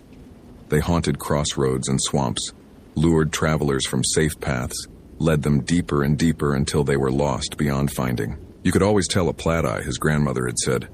No matter what form it took, it always had one eye that glowed. One bright, terrible eye that burned in the darkness like a coal from hell's own fire. Don't be stupid, Derek muttered to himself. He was a park ranger, a professional. There were rational explanations for everything. The strange sounds, the feeling of being watched, even the misplaced backpack. Samantha Marsh had gotten lost, dropped her pack, wandered off the trail. It happened. People made bad decisions when they were scared. He keyed his radio again. Dispatch Unit 3. I found the missing hiker's backpack at Wise Lake. No sign of the hiker herself. Requesting backup for expanded search. The static that answered seemed to shape itself into something almost like words. A voice faint and far away, speaking in a rhythm that wasn't quite language. Derek adjusted the frequency, tried again. This time the voice was clearer. But it wasn't dispatch. It was a woman's voice, thin with fear, repeating the same words over and over. Wrong way back, wrong way back, wrong way back. Samantha had stopped running. There was no point anymore. She stood in a clearing she didn't remember reaching, surrounded by cypress trees so massive they seemed to hold up the sky. The water here came only to her ankles, but she couldn't remember the last time she had seen anything like solid ground. She had been waiting for what felt like hours, following a path that kept changing, trail markers that appeared where there had been none and vanished when she turned her back. The silence had lifted, replaced by sounds, but the sounds were wrong. Her own voice, calling out from somewhere ahead. Marcus's laugh, distant and echoing, coming from everywhere and nowhere. And underneath it all, the soft splash of something moving through the water, circling, patient, always just out of sight. She had seen it once, an hour ago, or a day ago, or a minute. Time had stopped meaning anything in this gray, eternal twilight. A shape between the trees, low and dark, moving with a liquid grace that no natural animal possessed. A dog, she had thought at first. A big black dog lost in the swamp like her. She had called out to it, desperate for any company, any proof that she wasn't alone. It had turned to look at her. One eye. One single eye, burning with a light that hurt to look at. A phosphorescent glow that left after images swimming in her vision. Not a dog. Not any kind of animal she knew. Something wearing the shape of an animal the way a person might wear a coat. Ill-fitting, wrong. A disguise that didn't quite conceal what moved beneath it. It had smiled at her. Dogs don't smile. But this thing had smiled. And then it had melted back into the shadows between the trees, and Samantha had run. Now she stood in the clearing, exhausted beyond thought, and understood that running had accomplished nothing. The clearing hadn't existed until she stopped. She was certain of that. The swamp had created it for her, or the thing in the swamp had, a little pocket of almost dry ground where she could rest and wait for whatever was going to happen next. What do you want? Her voice came out as a croak. What do you want from me? The swamp didn't answer, but she felt the attention sharpen, felt the weight of that single burning eye focusing on her from somewhere in the gray, and Samantha Marsh began to cry. Derek found the clearing at 10:34. He didn't remember how he had gotten there. The last clear memory he had was of wading through chest-deep water, following what he thought were fresh footprints in a muddy hummock. Then the mist had thickened, and the trees had closed in. And somehow he was here, standing at the edge of a circular clearing that seemed impossibly dry, impossibly bright, as if a column of sunlight had broken through the permanent overcast to illuminate this one small space. Samantha Marsh stood in the center of the clearing. She was facing away from him, motionless, her hiking clothes soaked and muddy. Derek felt a surge of relief so intense it nearly buckled his knees. "Samantha? Ms. Marsh? I'm Derek Rawlings, park ranger. I'm here to help you." She didn't move, didn't turn, didn't acknowledge his voice at all. He stepped into the clearing. The ground was soft and dry beneath his boots, impossible given the flooding, but he was past questioning impossibilities now. "Ma'am, are you injured? Can you walk?" "She's not here anymore." The voice came from Samantha's mouth, but it wasn't her voice. It was too deep, too resonant, as if multiple voices were speaking in imperfect unison. "She went away. I'm here now." Derek's hand found the machete at his belt. His grandmother's voice echoed in his memory. "You can always tell a plat eye by the eye, the one bright eye." "Turn around," he said. Slowly. The thing that had been Samantha Marsh turned. Her face was wrong. The features smeared, shifted, as if someone had tried to sculpt a human face from memory and gotten the proportions subtly off. Her eyes were closed. But as Derek watched, frozen in place by a terror that bypassed thought entirely, one eye began to open. The light that spilled out was blinding. Derek stumbled backward, throwing his arm across his face, but the light seemed to pass through his flesh, illuminating the bones of his hand, burning itself into his vision. He heard laughter, not from the thing in the clearing, but from everywhere, from the trees and the water and the sky, as if the swamp itself were amused by his terror. When his vision cleared, the clearing was empty. Samantha Marsh was gone. The impossible dry ground had flooded, murky water lapping at his knees. The light was gray again, the sun invisible, and Derek was alone in the swamp with the taste of copper on his tongue, and the afterimage of that single burning eye seared into his retinas. His radio crackled. Unit 3. Do you copy?" Linda's voice, clear for the first time in hours. "Derek, respond please. Storm's hit. We're sending a team to your last known position." "Derek?" He raised the radio with a hand that wouldn't stop shaking. "Dispatch, this is Unit 3. I lost her. I lost her." "Say again, Unit 3. Did you find the missing hiker?" Derek opened his mouth to respond, to tell them about the clearing, the light, the thing wearing Samantha's face. But what would he say? What words could possibly describe what he had seen? "Negative contact," he heard himself say. "Lost the trail in the flooding, returning to trailhead."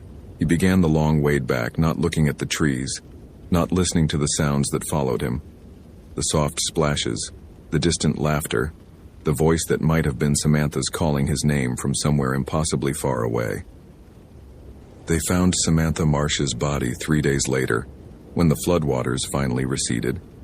She was discovered a quarter-mile from the Kingsnake Junction, seated at the base of an ancient cypress with her hands folded neatly in her lap.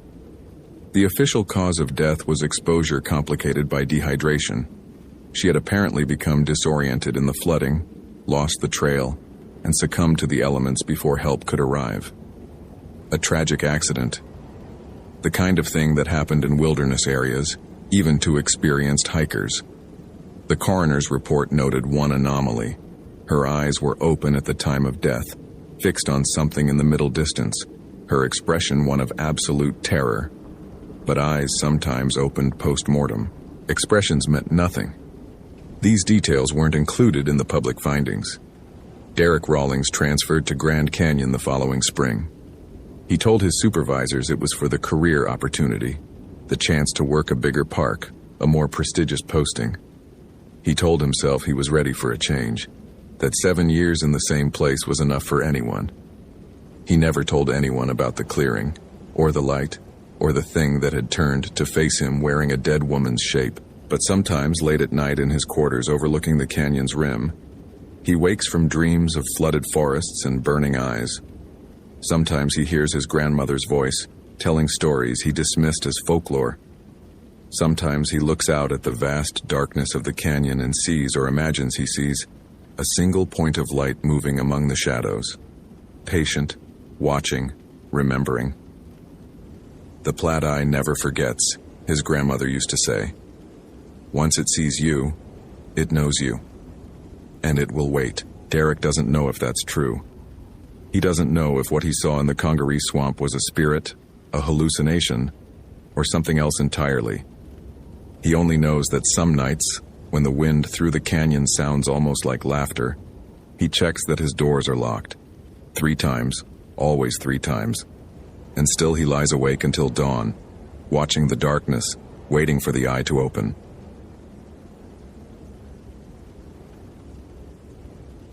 Location: Mammoth Cave National Park, Kentucky.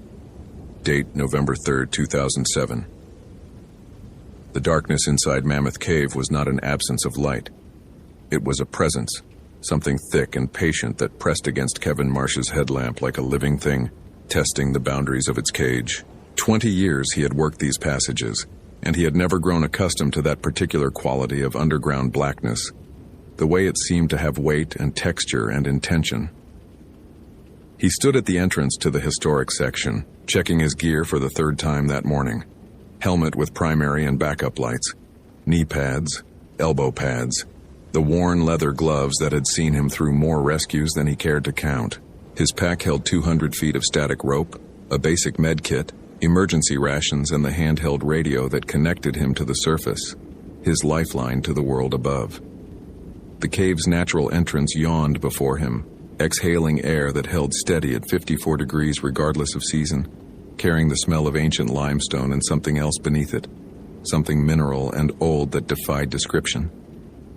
7 more days. That was what Kevin kept telling himself as he performed his morning inspection of the tourist route. 7 days until retirement, until he could hand over his keys and his radio and his intimate knowledge of these passages to someone younger, someone who still found the darkness exciting rather than oppressive. He had put in his 20 years with the National Park Service, the last 15 specifically with Mammoth Cave's Search and Rescue Division. He had pulled 11 people out of restricted areas where they had no business being. He had recovered 4 bodies from places the map said didn't exist. He had earned his rest. The cave system stretched beneath the Kentucky hills like the root structure of some impossible tree. Over 400 miles of surveyed passages, with estimates suggesting twice that remained undiscovered. Tourists saw perhaps 2 miles of it. The safe parts, the lit parts, the sections where the NPS had installed handrails and concrete paths and emergency phones every 100 yards. But Kevin knew the other mammoth, the one that existed beyond the locked gates and warning signs. He knew the crawlways that narrowed to 18 inches. He knew the vertical drops that plunged into darkness so complete, your headlamp beam simply vanished, swallowed before it could find a bottom. He knew the places where the cave breathed, where air currents shifted for no discernible reason, where sounds caved in ways that made distance and direction meaningless. He knew, too, the stories. Every cave system had them, tales passed down from the old-timers, from the saltpeter miners who had worked these passages during the War of 1812, from the tuberculosis patients who had lived and died in the cave's constant climate in the 1840s. Stories about sounds that had no source, about voices calling from passages that led nowhere, about the knocking. Kevin had heard it himself, twice in 20 years. A rhythmic tapping from somewhere deep in the rock, too regular to be natural, too distant to locate. The old Cornish miners who had worked America's caves and mines in the 19th century had a name for the spirits that made such sounds. Tommy knockers. Sometimes helpful, warning of cave-ins and gas pockets. Sometimes not. Sometimes they knocked to lure you deeper, to draw you into passages that collapsed behind you, to guide you toward drops you couldn't see until you were already falling. Kevin didn't believe in Tommy knockers. He was a professional, a man of ropes and carabiners and radio protocols. But he respected the stories because the stories were really about the cave itself, about how it could trick you, disorient you, make you trust sounds that meant nothing and ignore warnings that meant everything. The cave was patient. The cave remembered. And the cave, in its own mineral way, was hungry. His radio crackled. "Kevin, this is Surface. You copy?" He keyed the mic. "Surface, Kevin. Good copy. Starting my inspection of the historic route now. Should be topside by 1100. Copy that. Hey, before you go, we got a call from the ranger station. 2 cavers didn't check in last night. Derek Simmons and Chloe Vance, both experienced, permitted for the Wild Cave Tour extension into Colossal. They were supposed to surface by 2200 yesterday. Kevin felt the familiar cold weight settle into his stomach. How experienced. Combined 15 years between them. Both certified vertical. Both done mammoth before. That made it worse, not better. Novices got stuck in places where you could find them. Experienced cavers got themselves into places that didn't appear on any map. Colossal entrance or main connection? They went in through the main connection at 1400 yesterday. Plan was to explore some side passages off the Richardson route, loop back through Bedquilt, surface through Colossal by 2200. Kevin closed his eyes, visualizing the route. The Richardson passage was surveyed, well documented, but it branched into a maze of smaller tunnels, some mapped, some merely noted as continues on the charts. If they had pushed into one of those unmapped branches... I'm heading to Richardson, he said. Send backup, full cave rescue kit. Copy, backup en route. Kevin, be careful down there. He almost laughed. 7 more days. 14 hours earlier, Derek had been certain they were still on the mapped route. The passage had narrowed gradually, the way passages did in this part of the system. Ceiling dropping from comfortable walking height to a stoop, then to a crawl. Chloe moved ahead of him, her headlamp casting wild shadows across the limestone as she navigated the squeeze. They had done tighter crawls than this. The Flattener in Lechugila, the birth canal in Jewel Cave. This was nothing. Opens up ahead, Chloe called back, her voice flattened and strange in the confined space. Sound behaved differently underground, sometimes carrying impossibly far, sometimes dying within feet. Looks like a room. Derek followed her through the final constriction and emerged into a space his headlamp couldn't fully illuminate. The ceiling vanished into darkness overhead. The walls curved away on either side, beyond the reach of his light. The floor was covered in breakdown, chunks of limestone that had fallen from above over thousands of years, ranging from fist-sized to car-sized. This isn't on the map, Chloe said. She had her survey notebook out, comparing the passage they'd come through to the documented route. We should have hit the frozen Niagara Formation by now. I don't know what this is. Derek swept his light across the room. The darkness swallowed the beam about 40 feet out. Could be an unmapped extension. We should mark our entry point and head back. Yeah.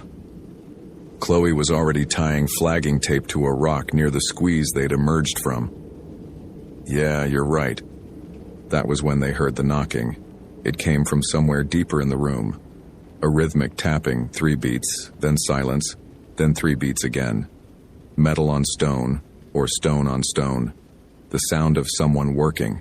The sound of someone trying to get attention. Hello? Derek called. His voice echoed strangely, returning to him from directions that didn't make sense.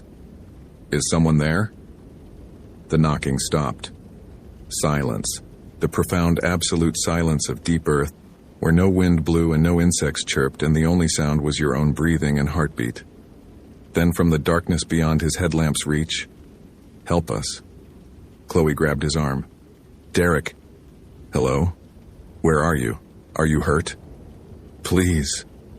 The voice was faint, distant, carrying that peculiar underground echo that made it impossible to locate. We're stuck. We can't find the way out.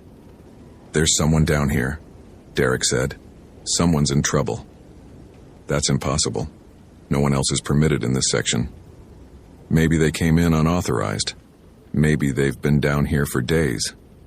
He was already moving toward the voice, picking his way across the breakdown. We have to help them. Derek, wait. Chloe hurried after him, her headlamp beam bouncing wildly. We don't know this section. We could get lost ourselves. We'll mark our route.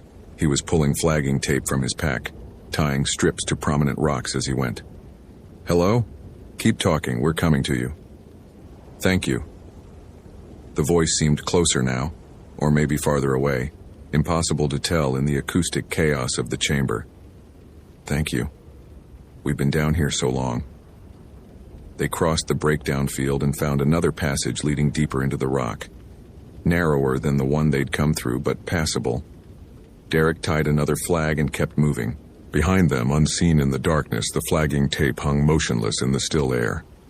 Then, one by one, the strips began to untie themselves, falling silently to the stone floor and lying there like small orange wounds against the gray limestone. Kevin found the first flag at 0930, just past the point where the Richardson route branched into unmapped territory. A strip of orange tape tied to a boulder, exactly where a competent caver would mark a turn. He photographed it with his helmet camera and keyed his radio. "Surface, Kevin. I've got flagging tape at the first major junction off Richardson." They went into the unmapped section. Static. Then, Pi, Evan, signal, braking. He checked his depth. Roughly 300 feet below the surface, well within normal radio range. But the limestone played tricks with signals, creating dead zones and bounce points that shifted with humidity and air pressure. "Surface, say again?" "Back up. 20 minutes. Careful." "Copy." Proceeding along their marked route. Kevin out. He followed the flags deeper. The passage narrowed, forcing him to crouch, then crawl. His headlamp beam caught another strip of orange tape ahead, but something was wrong. The tape lay on the ground, not tied to anything. He picked it up. The knot was still intact, tied in a loop around nothing, as if whatever it had been secured to had simply ceased to exist. Kevin had been in enough caves to know that tape fell off sometimes. Rocks shifted, knots worked loose. But this tape hadn't fallen from above. It was lying flat, undisturbed, in the middle of the passage. He pushed the thought aside and kept moving. The crawlway opened into a larger space, a room he didn't recognize, filled with breakdown, ceiling lost in darkness overhead. More flags dotted the floor, all of them untied, all of them lying in neat loops, as if carefully removed and placed. "Derek? Chloe?" His voice echoed back at him from a dozen directions. "Park Service, can you hear me?" Silence. Then, from somewhere deeper in the room, a sound. 3 knocks, evenly spaced. A pause. 3 more knocks. Kevin's blood went cold. "Derek, is that you? Knock twice if you can hear me." 3 knocks. Pause. 3 knocks. The same rhythm exactly. Mechanical in its precision. He swept his light across the chamber, searching for the source. The beam found nothing but stone and darkness. The same darkness that seemed to lean in at the edges of his vision, pressing closer whenever he wasn't looking directly at it. "I'm coming to you," he called, moving toward the sound. "Keep knocking so I can find you." 3 knocks. Closer now. Or maybe not. Distance was meaningless here. Direction a lie the cave told to lure you deeper. He found another passage on the far side of the chamber, smaller than the first, requiring him to belly crawl. The knocking continued, always ahead, always the same rhythm. His elbows scraped against limestone. His pack caught on a projection and he had to back up, turn sideways, force himself through. The passage opened suddenly into a vertical shaft. Kevin stopped at the edge, his headlamp beam falling away into nothing. He grabbed a loose rock and dropped it into the darkness. 1 second, 2 seconds, 3, 4, 5. The clatter of impact, impossibly far below. The knocking came again, from the shaft, from the darkness below. "Help us!" A voice rising from the depths, a man's voice. "Derek? Please, we fell. We can't climb out." "How far down are you?" "Please help us." "Derek, I need to know how far down. Can you see my light?" Silence. Then the knocking again. 3 beats, pause, 3 beats.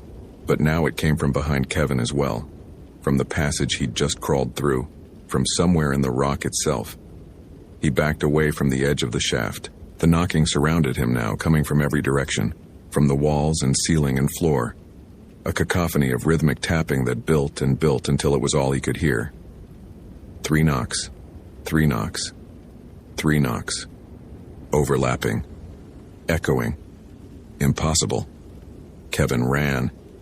He didn't remember the crawlway being so long. He didn't remember the ceiling being so low, scraping against his back, forcing him to flatten himself against the stone and pull forward with his fingernails. The darkness pressed in from all sides, his headlamp beam shrinking, the batteries failing. No, not failing, something else, something drinking the light. He burst into the breakdown chamber and scrambled to his feet. The knocking had stopped. The silence was absolute. His radio crackled. Kevin. Static. Kevin, do you copy? He grabbed the mic with shaking hands. I'm here. I'm in an unmapped chamber off Richardson. I need immediate backup. The cave. He stopped. What could he possibly say? Kevin, we're receiving strange signals from your position, audio interference. It sounds like... A pause. It sounds like someone knocking. Get back up down here. Now. Copy. Team is 10 minutes out. Kevin, what's happening down there? He didn't answer. Because at the far end of the chamber, at the very edge of his headlamp's diminished reach, he could see two figures standing motionless in the darkness. A man and a woman. Derek and Chloe. They stood unnaturally still, their headlamps dark, their faces turned toward him. Derek? Chloe? Thank God, are you hurt? They didn't move. Didn't speak. Just stood there, 50 feet away, in that absolute stillness that the human body isn't capable of. Can you hear me? The figures tilted their heads. Both of them simultaneously at exactly the same angle, an angle that human necks shouldn't achieve. Kevin's light flickered. In the strobe of dying illumination, the figures were closer, 30 feet now. He hadn't seen them move. Help us, Kevin. Chloe's voice, but wrong, the cadence off, the syllables evenly spaced like the knocking. We've been down here so long. We've been waiting for you. His light flickered again. 20 feet. We knew you'd come. They always come. They hear the knocking and they come down to help and then they stay. They all stay, Kevin. Everyone stays. The light died. In the absolute darkness of the deep earth, Kevin heard them moving toward him, heard the scrape of something against stone. Too many limbs, wrong shapes. Things that had learned to wear faces like masks. He heard the knocking start again, from inside the walls, from inside his own skull, a rhythm that had been old when the cave was young. And then, impossibly, his backup light clicked on, the secondary system he'd forgotten about, and the chamber was empty. No figures, no movement, just stone and darkness and silence. Kevin ran for the surface. They found Derek Simmons' body 3 days later at the bottom of the vertical shaft. The fall had killed him instantly. Chloe Vance was discovered 100 yards deeper, in a passage that the rescue team swore hadn't existed on their first sweep. She was curled in a fetal position in a space barely large enough to hold her. Her headlamp was still on, the battery somehow full despite having run for over 70 hours. Her eyes were open. Her mouth was frozen in mid-word. The coroner listed the cause of death as dehydration and exposure. He made no mention of her expression, that look of absolute transcendent terror that the mortician had to work for hours to relax before the family could view the body. Kevin gave his statement. He described finding the flags following them into the unmapped section, hearing sounds that could have been the victims calling for help. He did not describe the knocking. He did not describe the figures he had seen or hadn't seen in his flickering light. He did not describe the way Chloe's voice had sounded, coming from the darkness. That wrong rhythm, those evenly spaced syllables, like something that had learned human speech from listening to echoes. He put in for immediate retirement that afternoon. Medical leave, they called it. Psychological stress following a failed rescue operation. His supervisor approved it without question. Kevin Marsh never entered a cave again. He moved to Kansas, to the flattest part of the flattest state he could find, where the bedrock was granite and the deepest hole was a storm cellar. He slept with the lights on. He filled in the basement of his new house with concrete. Sometimes, late at night, he still heard it. 3 knocks. A pause. 3 knocks. Coming from the walls, from the floor, from somewhere impossibly far below. And sometimes, when the house was very quiet, he heard Chloe's voice. We've been waiting for you, Kevin. We've been down here so long. The knocking never really stopped. It just learned to be patient. And somewhere beneath the Kentucky hills, in passages that exist on no map, in darkness that has never known light, something continues to tap against the stone. 3 knocks. Pause. 3 knocks. Waiting for the next one to come down. Waiting for the next one to stay.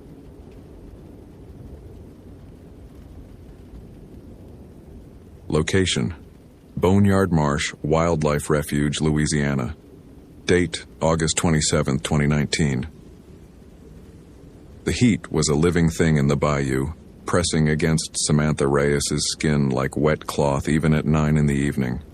She sat in the aluminum boat at the edge of the refuge's main channel, her spotlight off, her radio quiet, listening to the swamp breathe around her. Cicadas screamed from the cypress trees in waves that rose and fell like fever pulses. Somewhere in the darkness, a bullfrog called out, received no answer, and fell silent.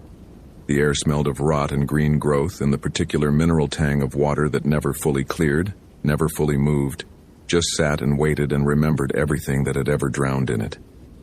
August in Boneyard Marsh was not a time for the faint of heart. The refuge covered 18,000 acres of bayou, marsh grass and flooded timber, a labyrinth of channels that shifted with every storm, every flood, every season. Samantha had worked here for 4 years, long enough to know which waterways led somewhere and which curled back on themselves like snakes eating their own tails. Long enough to know the sounds that belonged and the silences that didn't. Long enough to have heard the stories the old Cajun fishing guides told each other when they thought no one from the government was listening. She checked her watch. 9:47 p.m. Her shift ran until 6 a.m., 9 hours of solo patrol through waters that most people had sense enough to avoid after dark.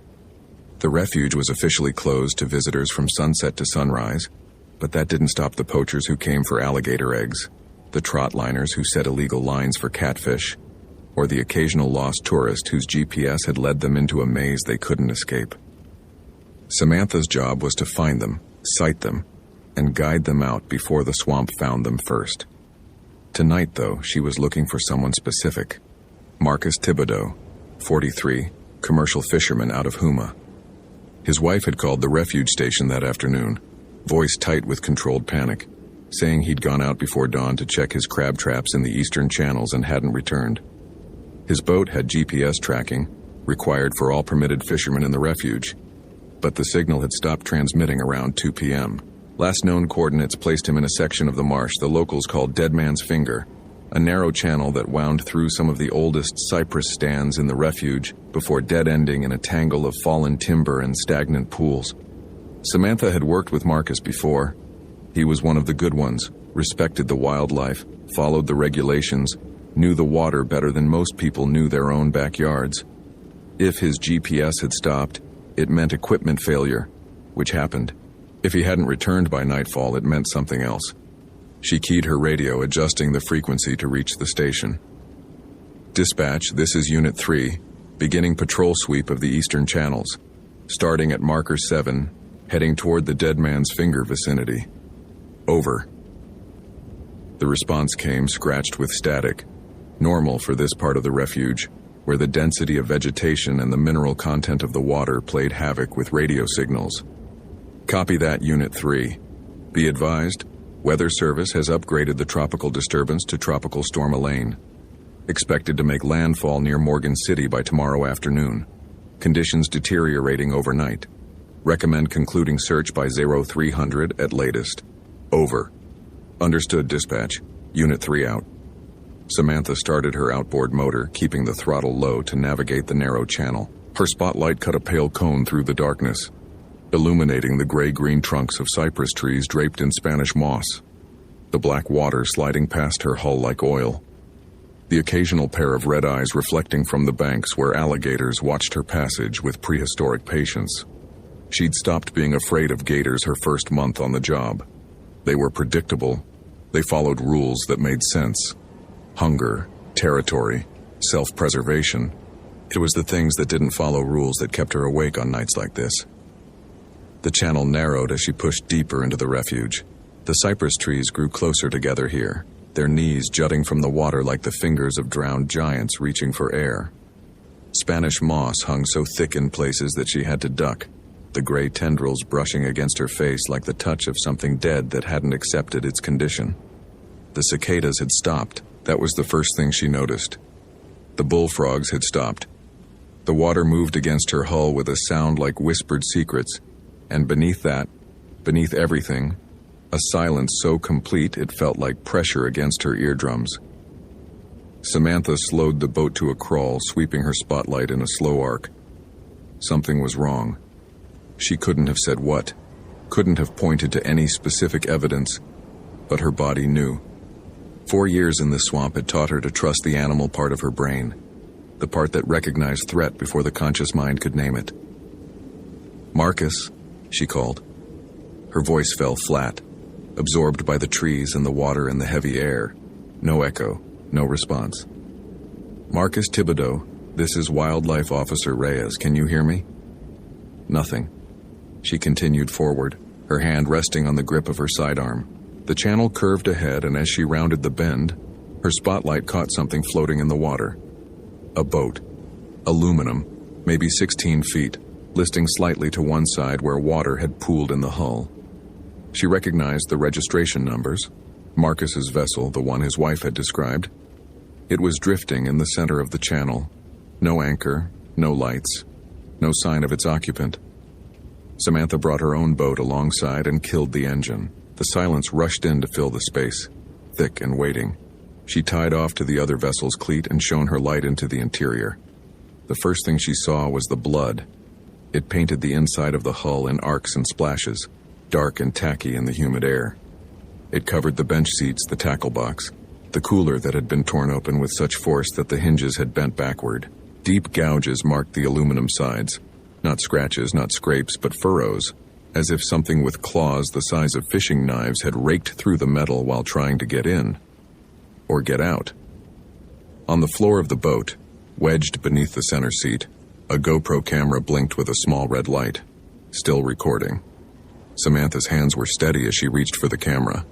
20 years of training, Army before this, 2 tours in Afghanistan, then law enforcement, then wildlife services when she'd needed something quieter, had taught her how to compartmentalize. Feel later, observe now, document everything. The camera was slippery with blood. She wiped it on her pants and checked the display. 8 hours of footage recorded, battery at 11%. She didn't have time to review it here. She secured it in her vest pocket and continued her survey of the boat. No body. No Marcus.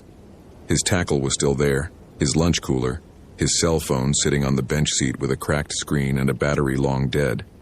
Whatever had happened, he hadn't had time to grab anything. Hadn't had time to call for help. The GPS unit was smashed, components scattered across the deck. That explained the signal loss. Not equipment failure. Destruction. A sound reached her across the water. Faint, distant, from somewhere deeper in the channel. A voice. "Help. Please, somebody help me." Samantha's head snapped toward the sound. Male voice. Weak, coming from the direction of Dead Man's finger. "Marcus? Marcus, is that you? Keep talking, I'm coming to you." "Please. I'm hurt. I can't move. Please help me." She cast off from the drifting boat, started her engine, and pushed deeper into the channel. The logical part of her mind was already cataloging the problems with this situation. The blood, the damage, the impossibility of someone surviving whatever had caused it. But the voice was real, was human, was begging for help in the darkness. She'd heard dying men before. This sounded like a dying man. The channel narrowed further until branches scraped both sides of her boat. Her spotlight barely penetrated the darkness ahead. The cypress trees had grown so dense that they formed a canopy overhead, blocking even the faint glow of the clouded sky. The air was different here. Thicker, older, carrying a smell that wasn't just swamp rot. Something muskier, something that made the primitive part of her brain want to turn around and run. "Help me. Please. I'm so cold." The voice was closer now, just ahead, maybe 50 yards, where the channel opened into a wider pool. Samantha pushed forward, ignoring the scrape of branches against the hull, ignoring the way her skin had broken out in goose flesh despite the 90-degree heat. She emerged into a clearing in the cypress forest, a pool of black water perhaps 100 feet across, surrounded by the skeletal shapes of dead trees that had drowned decades ago when the water levels changed. Moonlight filtered through a gap in the clouds, painting everything in shades of silver and shadow. In the center of the pool, standing waist-deep in the water, was a figure. Samantha's spotlight found it, and for a moment, her mind refused to process what she was seeing. It looked like a man. The proportions were mostly right, 2 arms, 2 legs, a head with something like a face. But everything was wrong. The limbs were too long, jointed in places that human anatomy didn't allow. The skin, if it was skin, had a grayish cast, slick with water or something else, covered in patches of coarse hair that stood out against the smooth flesh like fungal growth. The face. The face was Marcus Thibodeau's face. Samantha recognized him from the photo his wife had provided. The same broad forehead, the same thick mustache, the same gap between his front teeth. But the face sat wrong on the skull beneath it, stretched, distorted, like a mask made for a different shape of head. And the eyes that looked at her from that familiar face were not Marcus's eyes. They were yellow, they were hungry. They held an intelligence that was ancient and alien and utterly without mercy. "Help me," the thing said with Marcus's voice. "I'm so cold." And then it smiled with too many teeth. Marcus Thibodeau had known something was wrong the moment he entered Dead Man's Finger that morning. The channel was his regular route. He'd been running it for 15 years, knew every snag and sandbar, every spot where the big catfish liked to congregate. But that morning, the water had felt different, heavier, watching. He'd ignored the feeling. 43 years in these swamps had taught him that imagination was a fisherman's worst enemy. You started jumping at shadows, you'd never get any work done. So he'd motored on, checking his traps, pulling up decent catches of blue crab that would fetch good prices at the market in Houma. Normal morning, normal work. The trouble started when he reached the dead-end pool. He hadn't meant to go that far. The fishing was poor in the stagnant water, and the stories the old-timers told about that place had always made him uneasy. But his GPS had glitched, showing a channel where he knew no channel existed. And by the time he realized the error, he was already in the pool, the standing dead trees surrounding him like grave markers.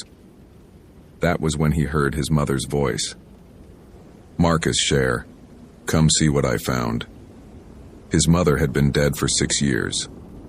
Heart attack, quick and merciful, in the kitchen of the house where she'd raised 7 children on fish and faith and sheer Cajun stubbornness. He'd held her hand as she went. He'd watched them close the coffin. But her voice came from the trees. Perfect. Complete. Every inflection, every subtle note of the Acadian French that she'd never fully shed even after 60 years in America. "Come see, Cher, it's so beautiful, you have to see." Marcus had reached for his radio. His hands were shaking. He wasn't ashamed to admit that. Something wrong was happening. Something that went beyond equipment glitches and navigation errors. But when he keyed the transmit button, all that came back was static. And beneath the static, so faint he might have imagined it, the sound of his mother laughing. "You used to be braver, Cher. You used to run through these swamps like they belonged to you. What happened? What made you so afraid?" "You're not her," Marcus said. His voice cracked on the words. "Whatever you are, you're not my maman." Silence. The kind of silence that listens. And then from directly behind his boat, close enough to touch, a voice that was not his mother's. A voice that was deep and wet and wrong, like something speaking through a throat not designed for human language. "No, but I remember her. I remember them all. Every soul that ever bled into this water. Every fear. Every prayer. Every last scream. The water remembers, Marcus. And so do I." He spun around. The thing was right there, rising from the black water less than 3 feet from his hull. In the morning light, he could see it clearly. The impossible proportions, the matted fur, the face that shifted and changed like reflections on disturbed water, cycling through features he almost recognized. His mother, his father, his brother who'd drowned at 16 in a storm that had come out of nowhere. All of them, wearing that face like masks it was trying on for size. Marcus grabbed for his knife, a fishing blade, 8 inches, sharp enough to gut a 100-pound catfish. He swung without thinking, felt the blade connect with something that was both solid and yielding, heard a sound like tearing canvas. The thing laughed. It didn't attack immediately. That was what Marcus would remember later, in the brief moments of clarity that remained to him. It could have killed him instantly. He understood that now.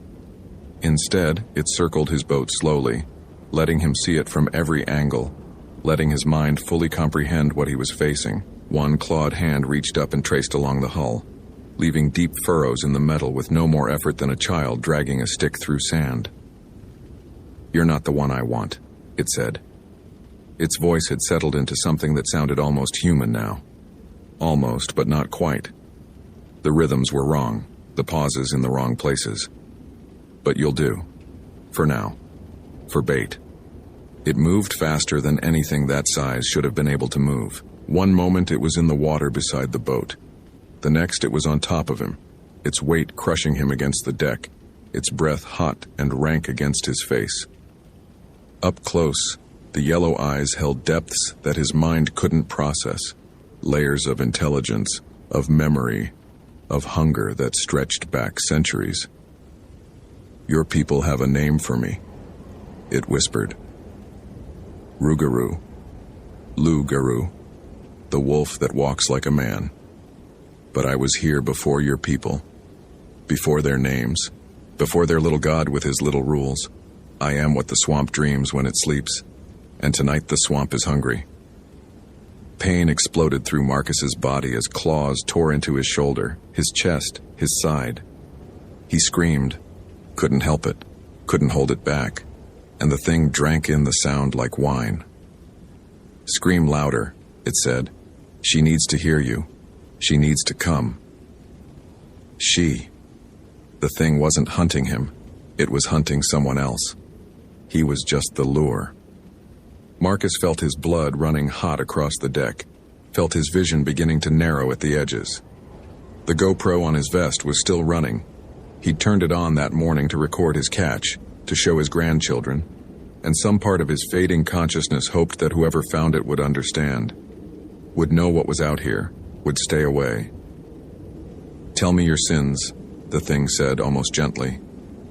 "Tell me what you carry.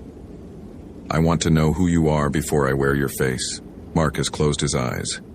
His lips moved in a prayer his mother had taught him, words in a French older than Louisiana, older than America, a prayer against the loup-garou that the Acadians had brought with them across the ocean because they knew, they had always known, that some monsters followed you wherever you went. The thing laughed again. "That won't save you, Cher," it said in his mother's voice. "Nothing saves anyone out here. The water always wins." Samantha's gun was in her hand before conscious thought caught up with instinct. She fired 3 times, center mass the way she'd been trained, and watched the bullets strike the creature in the chest without effect. It didn't flinch, didn't bleed, just kept smiling with Marcus Thibodeau's stolen face. "That tickles," it said. "Do it again." She threw the boat into reverse, but the engine coughed and died. Flooded. The curse of these old outboards in humid conditions. She pulled the starter cord once, twice, 3 times, nothing. The thing began wading toward her in no hurry, its long arms trailing through the water like the limbs of a wading bird. "Where are you going, Cher? We're just getting acquainted." Samantha's mind raced through options. Her rifle was in the locked case under her seat. No time to get it. The radio was useless this deep in the swamp. She had a knife, a flare gun, and 20 years of survival training against something that had just shrugged off hollow point rounds like mosquito bites. The flare gun. She grabbed it from the emergency kit, aimed at the creature's chest, and fired. The magnesium charge struck the matted fur and ignited with a white-hot flash. The thing screamed, a sound that was nothing human, that echoed across the water and sent birds erupting from trees half a mile away. It staggered backward, flames spreading across its torso, clawing at itself with those impossibly long arms. But even as it burned, it was still smiling. "Fire," it said, almost admiringly. "Your people learned that trick 1,000 years ago. It hurts.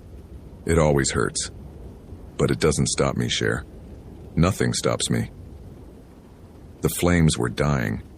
The coarse hair that covered its body was burning away, revealing grayish skin beneath that seemed to absorb the fire, rather than be consumed by it. Samantha had maybe 30 seconds before it recovered. She grabbed her paddle and pushed off from the bank, driving her boat toward the channel she'd come through. The exit was 50 yards away. If she could make the current, if she could get the engine started, if she could reach the main channel where her radio might work. The thing exploded out of the water directly in front of her. It landed on the bow of her boat, its weight driving the front underwater, black water flooding over the deck. Up close, its face had stopped pretending to be Marcus. The features had melted into something older, something that belonged to no human lineage. A muzzle like a wolf's but wrong, teeth that interlocked in patterns no mammal had ever evolved. "I've been waiting for you," it said. "I've been waiting so long. You have something I need, something I can taste in your blood." Its clawed hand shot forward and grabbed her vest, lifting her off her feet like she weighed nothing. This close she could smell it, rot and musk and something copper-bright that might have been blood. Its yellow eyes fixed on hers with terrible intelligence. "You carry guilt," it whispered. "So much guilt. All those people you couldn't save. All those orders you followed that you knew were wrong. I can feel it in you, Cher. It's delicious. It's exactly what I need." The curse. The stories she'd half listened to. The old Cajun guides talking about the Rougarou and its rules. It chose its victims based on sin. Those who had broken faith, broken vows, carried weight that bent their souls. The curse passed from person to person, but only to those who were worthy of it. "The water remembers," the thing said, "and soon you will too." It opened its mouth, wider than any human mouth could open, wider than any wolf's, and lunged for her throat. Samantha's knife was in her hand. She didn't remember drawing it. The blade punched into the creature's eye, the right one, the yellow one, and buried itself to the hilt. The thing shrieked and released her, staggering backward off the boat, clawing at the knife protruding from its socket. She didn't wait to see if it recovered. She threw herself at the engine, pulled the starter cord with every ounce of strength she had left. Once, twice. On the third pull, it caught. The outboard roared to life and she slammed the throttle forward, driving the boat toward the channel, branches whipping against her face, Spanish moss tearing at her clothes. Behind her, over the sound of the engine, she heard it screaming. And then, worse than the screaming, she heard it laughing. "Run, Cher. Run as far as you can. The water reaches everywhere. And so do I. I'll see you again, Samantha Reyes. I'll see you in your dreams." She didn't stop until she reached the station. The boat barely made it. The hull was half flooded, the engine sputtering on fumes. Dawn was breaking over the eastern horizon, painting the sky in shades of red and orange that looked too much like fire. The GoPro footage showed everything. 8 hours of recording, most of it mundane. Marcus checking traps, Marcus eating his lunch, Marcus singing along to a radio that had stopped working an hour into his trip. And then the last 40 minutes. Samantha watched it once in the station office with the doors locked and all the lights on. She watched Marcus die. Watched the thing that killed him wear his face like a mask. Watched it look directly at the camera and smile.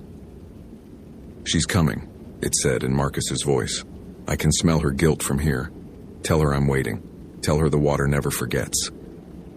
The official report listed Marcus Thibodeau's death as an alligator attack under unusual circumstances. The footage was classified not because anyone in Washington believed the truth, but because no one wanted to explain why they couldn't. Samantha was offered medical leave. She declined. She still works the night shift at Boneyard Marsh.